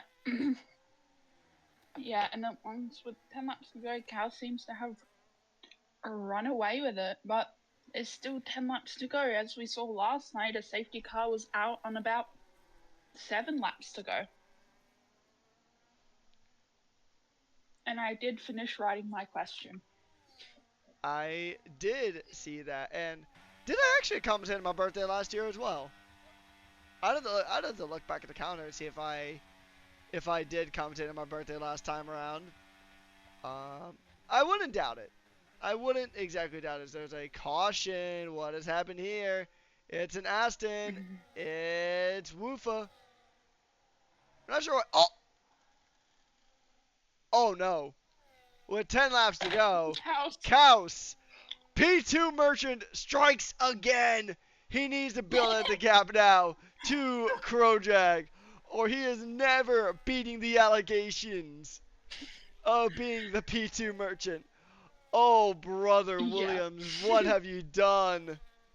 We'll see. He has some good pace though, so we'll see if he can run away from Krojak. Whew.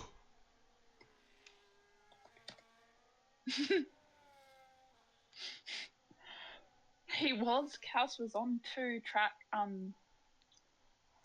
two warnings for quite a long time. It has taken him to the final closing-ish stages of the race to pick up that third and final one, though. To actually answer the question, yes, I am enjoying having commentating on possibly one of my favorite, honestly one of my favorite tracks. I love this track. I love Spa. It's a fun track to drive. Probably one of the most enjoyable tracks to drive here on F1 25 or actually any F1 game. I've always really loved Spa, so I do enjoy it. And actually, I think I'm gonna double check it. I need a fact check from last season's calendar to see if I also commentated on my birthday there. Last time it was 22nd. Now it's 23rd. As the gap is actually now closing in. So, Kaus, my man, you're not escaping the P2 Merchant allegations unless he can build out this gap. Did he bottle the race back down into P2?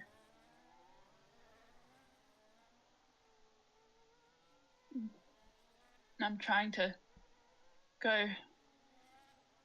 The brush up is very big. And for some reason, the rounds previous don't have dates on for div. No, what div would it be? Yeah, I can't find out by looking at the calendars. Yeah, I'll have to look into it more, but I mean, I'll take your word for it. I definitely believe that is something I've definitely done. So taking a look at the absolute orchestra of penalties we have going on here, it is going to be Kaus with 3, Dilby with 3, Uncle Morty with 3, and then Woofa with 3, Cooper with 3, and then the drivers with 6 seconds of pens. Connor and Chevy with the V carbs having, I think, more pens than everybody else combined with 15 seconds between the two of them. Or actually, no, correction, 21 seconds of pens between them. Yeah, and I have another question for you. What is and I'll answer this as well. What is the earliest time you have woken up to do commentary? 2 a.m. Dude, that was such a quick answer. Well, because the crazy thing, the fun thing about time zones, right, is at one at one point of the season, the rush races started at 2 a.m. my time, or about 2:30 a.m. my time. Oh. Now, due to time zone changes in both the U.S. and Australia, they have been. It's now starts at 5:30 a.m. So, yeah, Oh. I I Much better.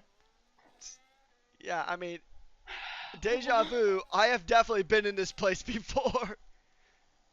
I feel like that's exactly what Crowjack is saying. That he's about 1.2 seconds away from Kaus. Yeah, and Chevy Wool now picks up the 3 second time penalty. But for me, I think my record is, well, the race starting at 10 to 3 a.m. in the morning and only finding out that the I got offered the gig at 11:30, so I had less than an hour's sleep because as a broadcaster I got struck with a unholy amount of tech issues that in the end I could not get solved in time for the stream, so I ended up as Coops gets a 10-second penalty for ignoring a blue flag, and a Limbo picks up another 3-second time penalty. Yeah, that's for Noah and Dilby actually, and then he's gonna come back in front of Uncle Morty. That's more of just being in the wrong place at the wrong time. Double gouge is such a hard spot to get the overtake done, and that is rough. I mean, he's trying. He's gonna give it an effort. He's not using any battery. He's lifting. But yeah, that's a rough one there for the lone Ferrari. And as I was saying, I can't quite remember what happened, what I was in the middle of saying as Cooper did pick up that 10-second time penalty. But that race I did it as Milano now picks up another 3-second time penalty, bringing Milano to 15 seconds in time penalties. Now, if I can get back to my previous point I was in the middle of trying to answer, I will very gladly wake up at just before 3 a.m. on no sleep and do a stream solo. Nothing quite like doing a debut solo at 3 a.m. in the morning for a season finale, might I add. I mean, I still remember my Rush debut back about a year and a half ago now at this point. It was F2 Las Vegas. And it was a good time. It was myself and Dynasty Sparrow covering that race. It was my first time actually commentating for F124, I believe it was. It was just after the F2 cars dropped. I remember that. And so it was actually, that was back when we actually had the 2023 spec of F2 cars as well, the last time before we got these current iterations. As now Kaus is, he was always within that 3-second range, but now it's within 1 second. If DRS wasn't enabled, Kaus would be a sitting duck now at this point, as Crowjag is going to continue to he's just going to hound the Kaus down and try to rub in the P2 merchant status of Kaus. You know what? I have an idea. I have a really bad idea. Oh no. uh, well, first, how many warnings is Crowjag on? I will check, but going back to as I do that, do you want to know Or do you remember my Rush debut? Yeah, it was the China Sprint Reserve Program because we did it together. Oh, I was about to say, I wonder who my first commentator pairing ever was. Keep in mind, that was the first time I had touched commentary in my life. And now I'm just casually getting invites last seconds in the last few hours before a league as a last ditch effort. And Crow, that's the driver I'm looking for. Okay, so I have a fun One, statistic whenever you're ready.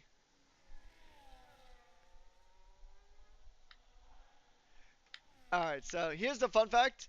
Kaus in Grand Prix format has come in second place 6 times in a row. The last time he did not come in P2 was the Imola sprint race. So, in terms of Grand Prix format, Kaus has been P2 6 times in a row. I just need to double check my facts here. I need to scroll all the way up to the top of this very extensive incident list to double check a fact. But, come on, where is it? I've lost it again.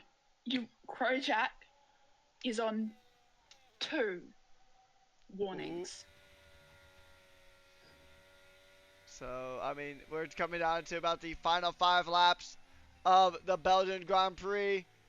Cow's going deep. Krojak right up the gearbox now. Trying to go in and make some magic happen here with 5 to go. We have just started. And it is going to be a tough one here. Oh, Cow's stopping a bit early. Trying to go ahead and pump the brakes on Krojak. Trying to turn Krojak into a sitting crow as they go to get ready to go through Rouge and Radion. And this is going to go ahead and just continue on. This is going to be a fun battle between them. Krojak is going to try to close in the gap. They're both using that wet line now, trying to cool off those intermediates. Try to prevent them from kind of blowing up like putting fish in a microwave at work. Krojak now trying to close in this gap. Do you think Krojak will get the penalty and allow Couch to finally escape the P2 merchant cycle? Or do you think Krojak is just going to just stick it out and try to hold Couch to P2? Because, well, Krojak knows if he sticks within 3 seconds of Kaus and keeps it, importantly, within the white lines,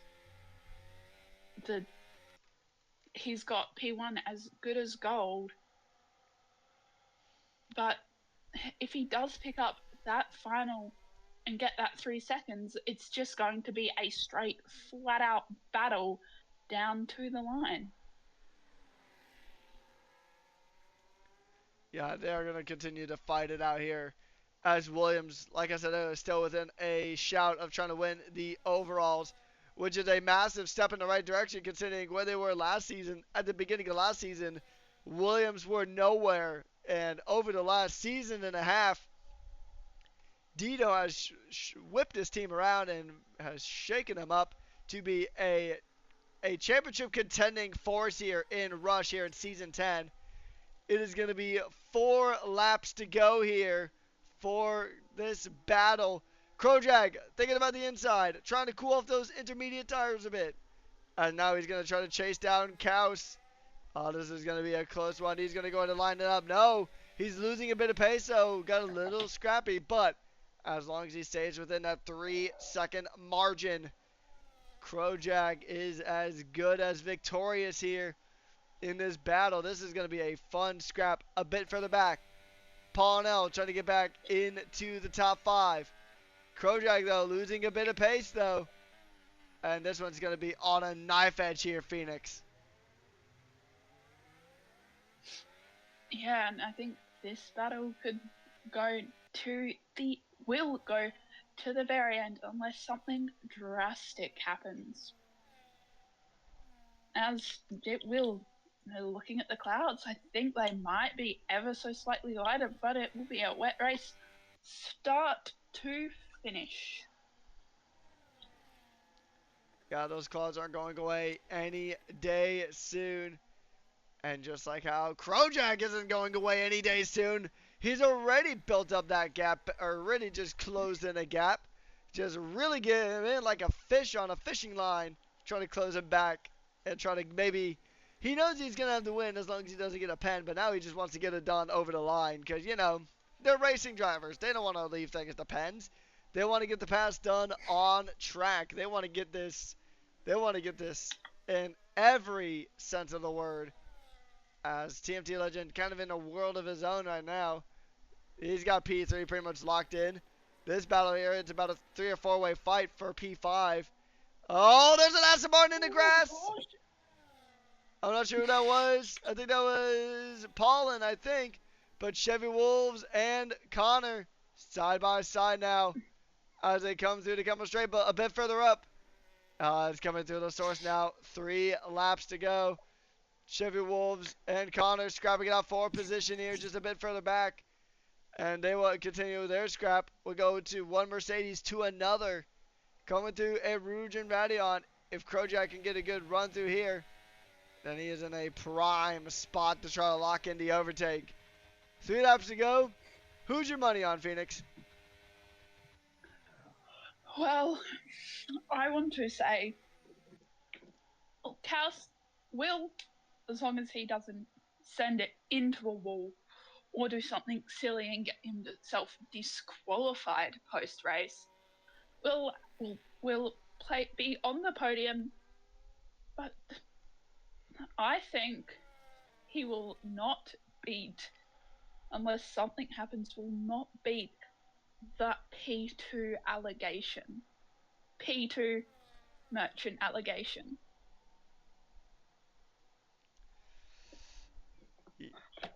Yeah, we'll see. This is going to be a tricky one here as they go through. They're coming through, coming to campus, getting ready to wait it out. He doesn't need to do anything silly because, like you mentioned earlier, Phoenix, he is on 2 warnings. He gets 1 more, and that's a 3-second penalty, and that will allow Kaus to at least temporarily escape the allegations as we get ready for the penultimate lap. And Phoenix, I'm going to pass this one over to you, and I'll take the final.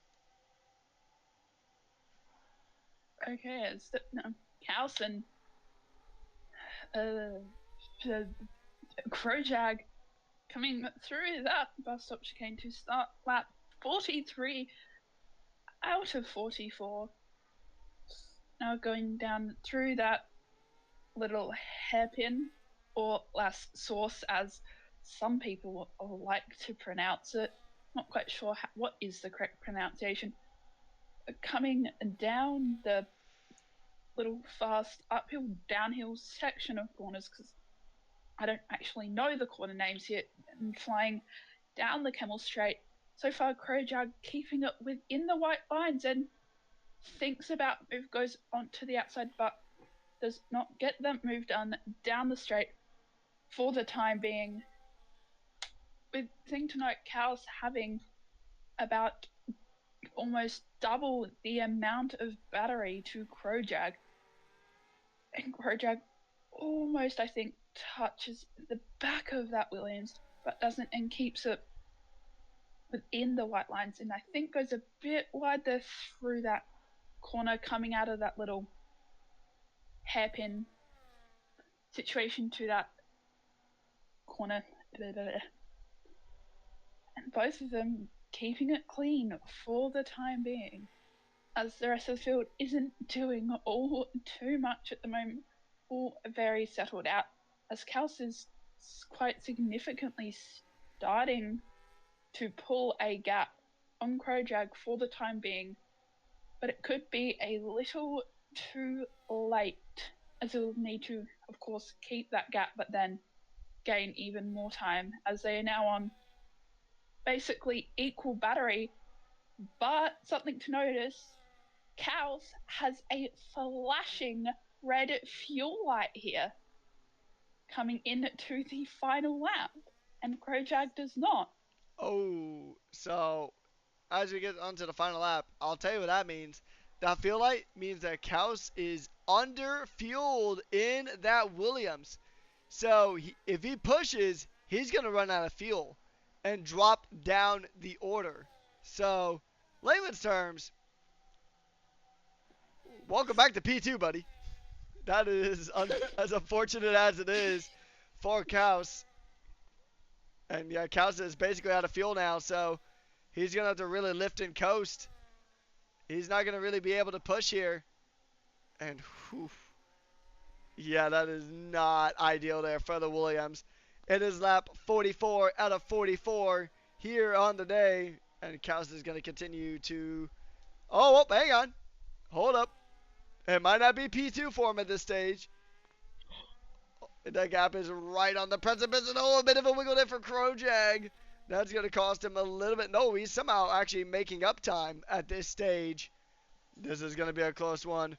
We are on the edge of our seats here as this one continues on. This is going to be a fun battle to witness. Oh, well, actually, no. I think Kaus might have actually just gone away with it. So, yeah. Oh, yep, there he is. Kaus is on that fuel warning again. So, this is going to be a strong battle here. Is it going to be Kaus? Is it going to be Krojag? And we'll see. I mean, he'll make the race. He won't run out of fuel here, but a caution in sector 2 for some reason. Wait, is he out of fuel? He's out of fuel! Oh no, he lost a position! Oh no! Is he out of fuel though? It's red. Check it. He's out of fuel! Check it! I saw it, yeah, he's out of fuel! So Krojag is gonna win the Belgian Grand Prix. Kaus might not even get it to the line. He is pushing. He was going to physically push that car across the line. And Kaus, welcome back to P2, Kaus. He ran out of fuel right across the line. Oh. He ran out of fuel. He ran out of fuel, I think, right before the bus stop chicane. And it took me a minute to go, wait, what does a red fuel light mean without it blinking? And then I'm like, oh, he's run out of fuel entirely. So that was a very nice, very interesting final lap of that race with that red flashing fuel light and him almost making it. Yeah, that is actually insane stuff here at the end of the Belgian Grand Prix. We have never had a normal end to any of these races, have we, Phoenix? It has always had something that has been crazy here at the end. Yeah, that was... Oof. And Coop oh no, that's just a 10-second penalty for an unserved penalty because he did not serve that one in the pits. As we now wait for our final few drivers to come across that line. And Chevy Wolves, do you remember which lap he injured that end plate? Lost that end plate? Pretty early he on. Still does not have one. He still does not have one on the car. Yeah, it was pretty early on, but your winner of the Belgian Grand Prix, getting a good one over the Alpines, is Krojag. Krojag winning here in Belgium. A very good run here in the final 100% Grand Prix. What a drive from Krojag. Good effort from Kaus. He definitely made up a lot of positions, though, so kudos to him all the same. As the podium celebration will go live here. And what a hectic end to this Belgian Grand Prix. And he is going to admire the hard-earned trophy. Another one for Mercedes trophy cabinet. And Monaco is next up on the calendar. And we're going to go ahead and check it. The driver of the day is Limbo. Is it really? Yeah. It certainly is. Wow. Ooh. Well, all right, so we'll bring in Limbo in for interviews as well. Fast Lap does go to Dilby. And so here we go. Here is how your finishing order sits after 44 laps of the Belgian Grand Prix. It is going to be Krojag ahead of Kaus, TMT Legend, and we'll have those three for the interviews. And then it is Noah Huney, Dilby, Paul and Hell, Uncle Morty, Connor, Chevy Wolves, Limbo, Woofa, Izzy Fizzy, Cupro, Milano, and Roll Me One Kenobi are only retirement of the race. So we're going to go ahead and get our top three, Yeah. and we're going to get TMT Legend. We're going to go ahead and get Crowjag and Kaus in for interviews. While we go ahead and do that, Phoenix, can you give us a? We're gonna let you kick off interviews, but first, give us a quick summary of that race. Well, it was a very nice start. A bit of a, I want to say, slow burn for the middle, but a very, very chaotic, let's say, final few laps with that battle with Krojak being on two warnings.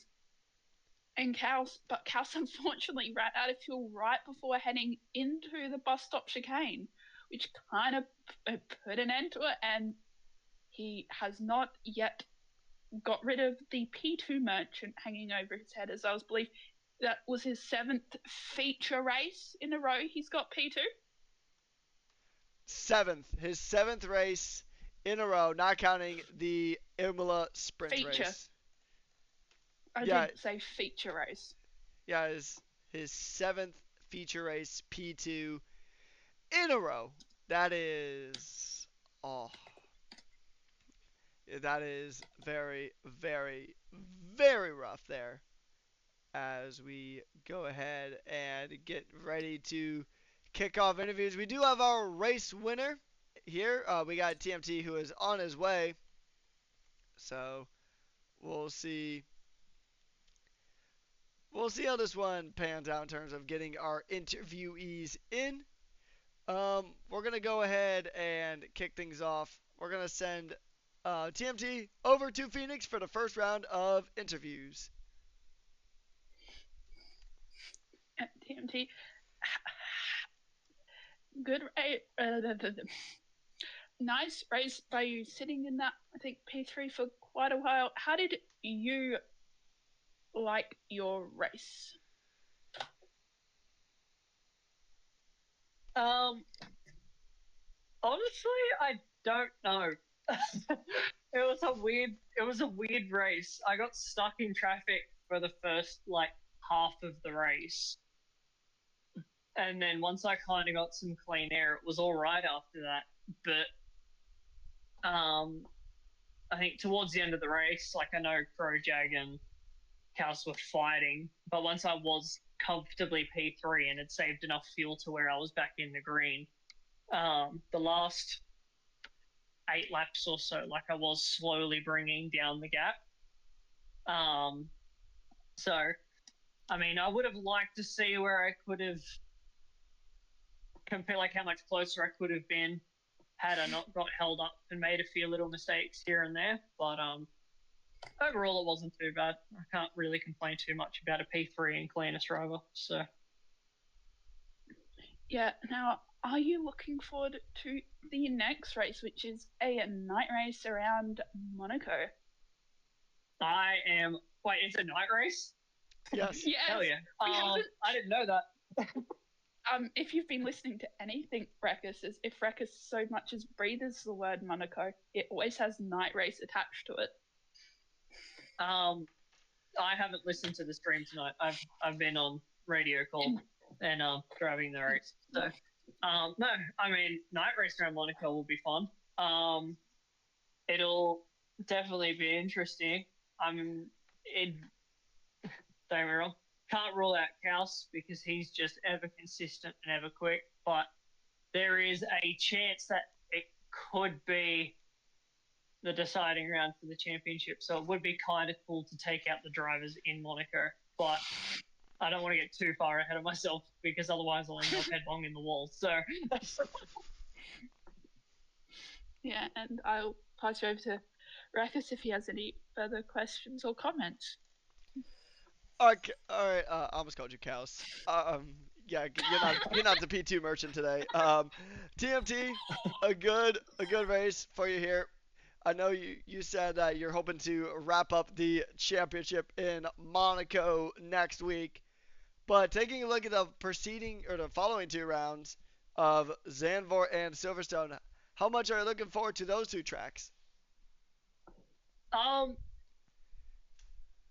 I mean, Silverstone is a track that I've done. I might have podiumed once, maybe, but I haven't had the greatest track record around that. I haven't had a bad track record around there. It's kind of just been an all right track. Zandvoort is an interesting one because the only time I've ever had a good race there was on the reverse layout, so that's not overly Ooh. helpful. But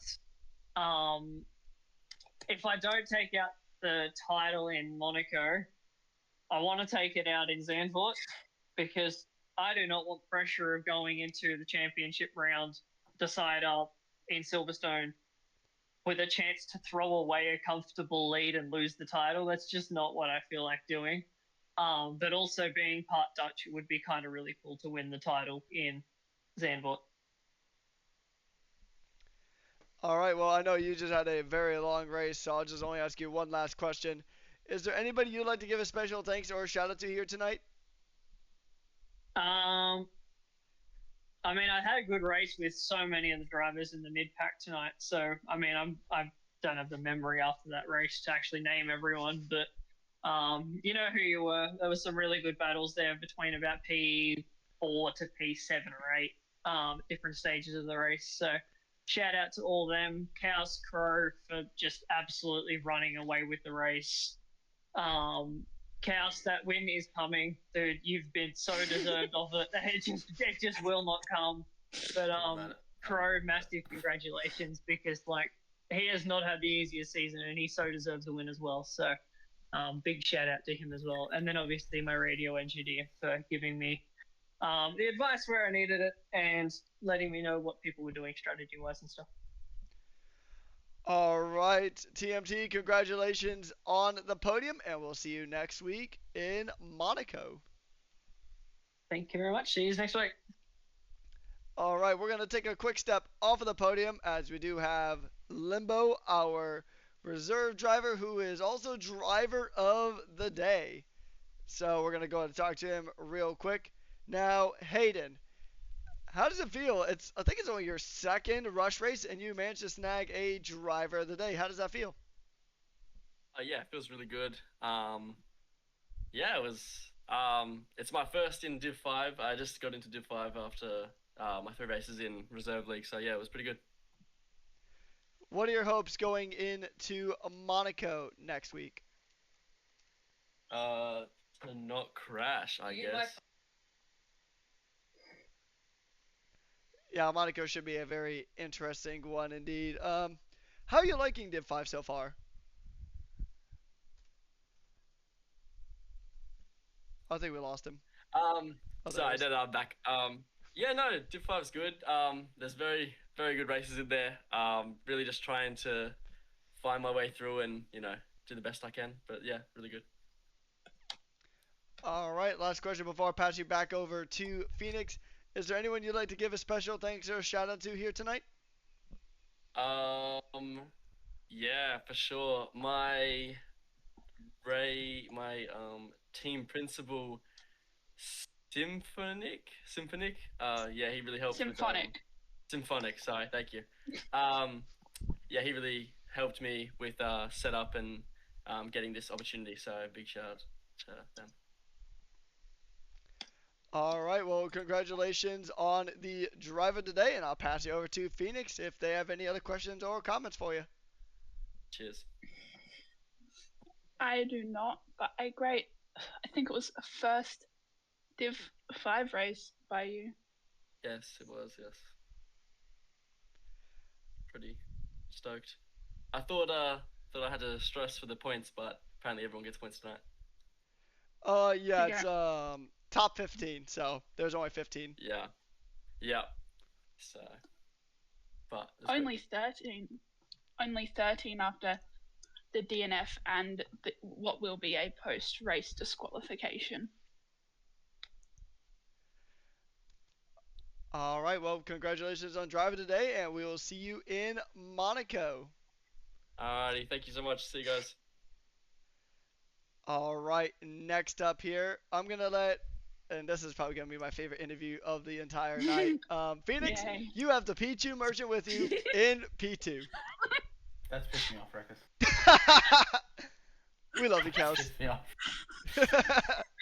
I'll let you get away with it. It's alright, Rekus. If there's anyone else,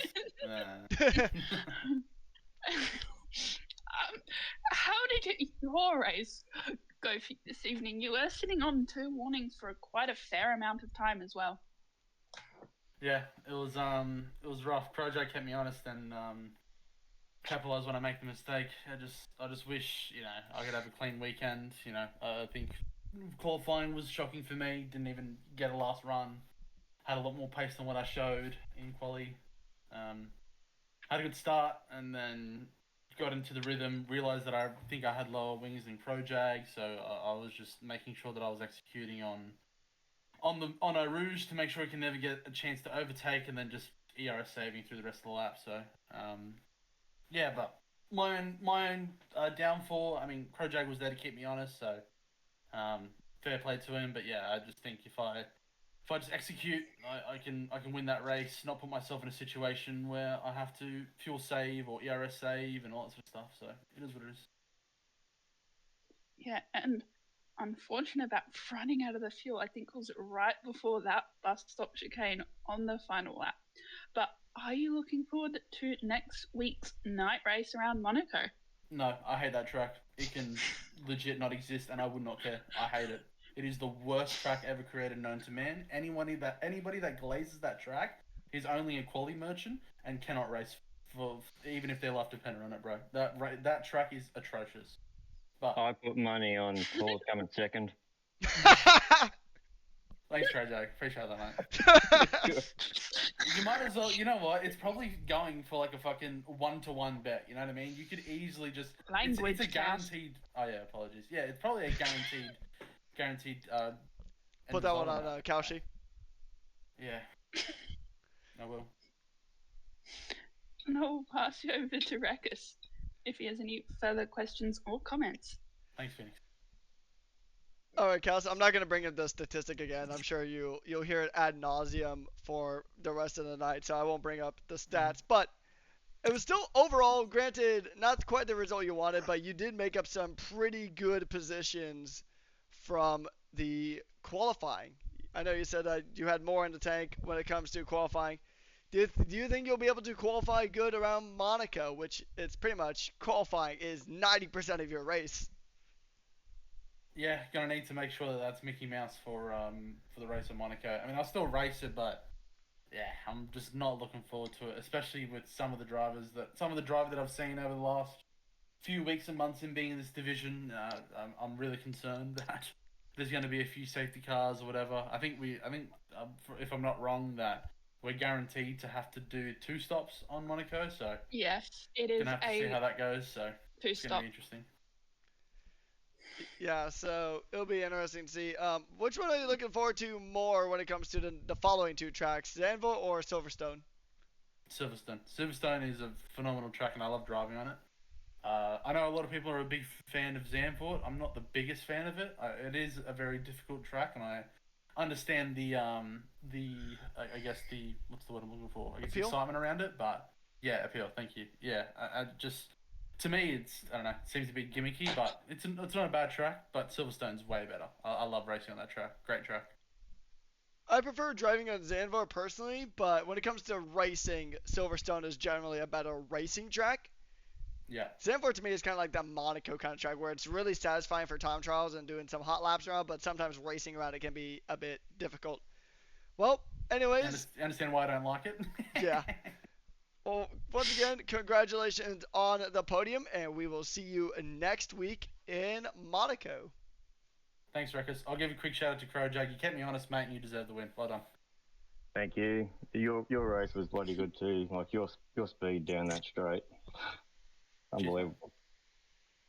All right, now, last but most certainly not least, we do have our race winner of Crowjag. Now, Crowjag, crucial points here for the overalls. How do you feel about getting some good points for Mercedes? Good. That was the goal. get in there and just beat the Alpines. That's all we're working on at the moment. As long as we're in front of the Alpines, we're closing that gap. No, I think Connor finished a bit further down, so I think you guys just about had a net gain essentially, like maybe 1 or 2 points on it. But what's the energy in the Mercedes garage heading to the last 2 weeks of the season? Yeah, no, pretty good. As Brian said last night, we're all working well as a team, and yeah, pretty excited. We're keen to get this gap down and see if we can push all the way to the end. And did you know that Kels actually ran out of fuel at the end? Oh, I did when I nearly hit him. Yeah, we saw that got a bit close there, but are you looking? There was a couple of spots on the second last lap where he was really slow and I wasn't sure what was going on, and that's when I got alerted that he could be running out of fuel. Are you looking forward to Monaco next week? I don't mind Monaco. Monaco's all right. As long as you qualify at the front, you're laughing. All right, well, that is going to be it from me. Congratulations on the win. I'll pass you over to Phoenix. Thanks, Iris. I don't have any more questions, but a very nicely driven race from you this evening. Thank you. I knew I didn't have the pace down the straight to get Claus at all. So I knew I just had to get with him, and best spot was into the bus stop on the last lap, so all I wanted to do was stay close to him. But once he got that 3 seconds, I didn't even worry about that. It was just stay with him. Don't risk anything. All right, well, that's going to go ahead and wrap things up here at Rush Racing League Division Numero 5, Numero 5 on Cinco de Mayo. Couldn't really ask for a much better way to wrap it up. Only thing that would have been better is if we were at Mexico for this particular round. But all jokes aside, we had a fantastic round here in Belgium. Phoenix, do you have any final words before we close out the stream? We had our first wet race, first appearance of rain, and our first completely wet race of the week, which is surprising. The Div 4 curse did not hold true, and it was dry the entire time. I mean, in quali, I did in full confidence say Silverstone instead of Spa, but at least I didn't say Spain instead of Spa. That one would have gone down a bit harder. But yeah, it was a nice start, a very packed end, a very packed finish, and yeah, it was a bit slow in the middle, but very nice overall.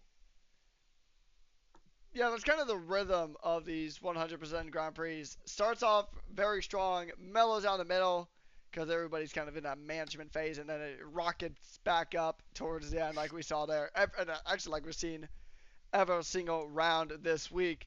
But that's going to go ahead and wrap things up here in Div 5. One more 100% Grand Prix to go of the season. It'll be Phoenix and I once again bringing you all the action in Div 3. It'll be a bit of a different format. It is one-shot quali tomorrow night, and then still the regular 44 laps of Grand Prix action. A massive thank you to our sponsors of Sim Racing Center, SimLab, and Pagnian Advanced Simulation. And thank you guys so much for tuning in to this massive event here. And that's going to wrap things up. On behalf of Phoenix, my name has been Patrick Coleman, a.k.a. Rekus, and we have been your hosts and commentators for tonight's action. Tune in tomorrow night when we do it all again. Stay hydrated and have a good night. Take care.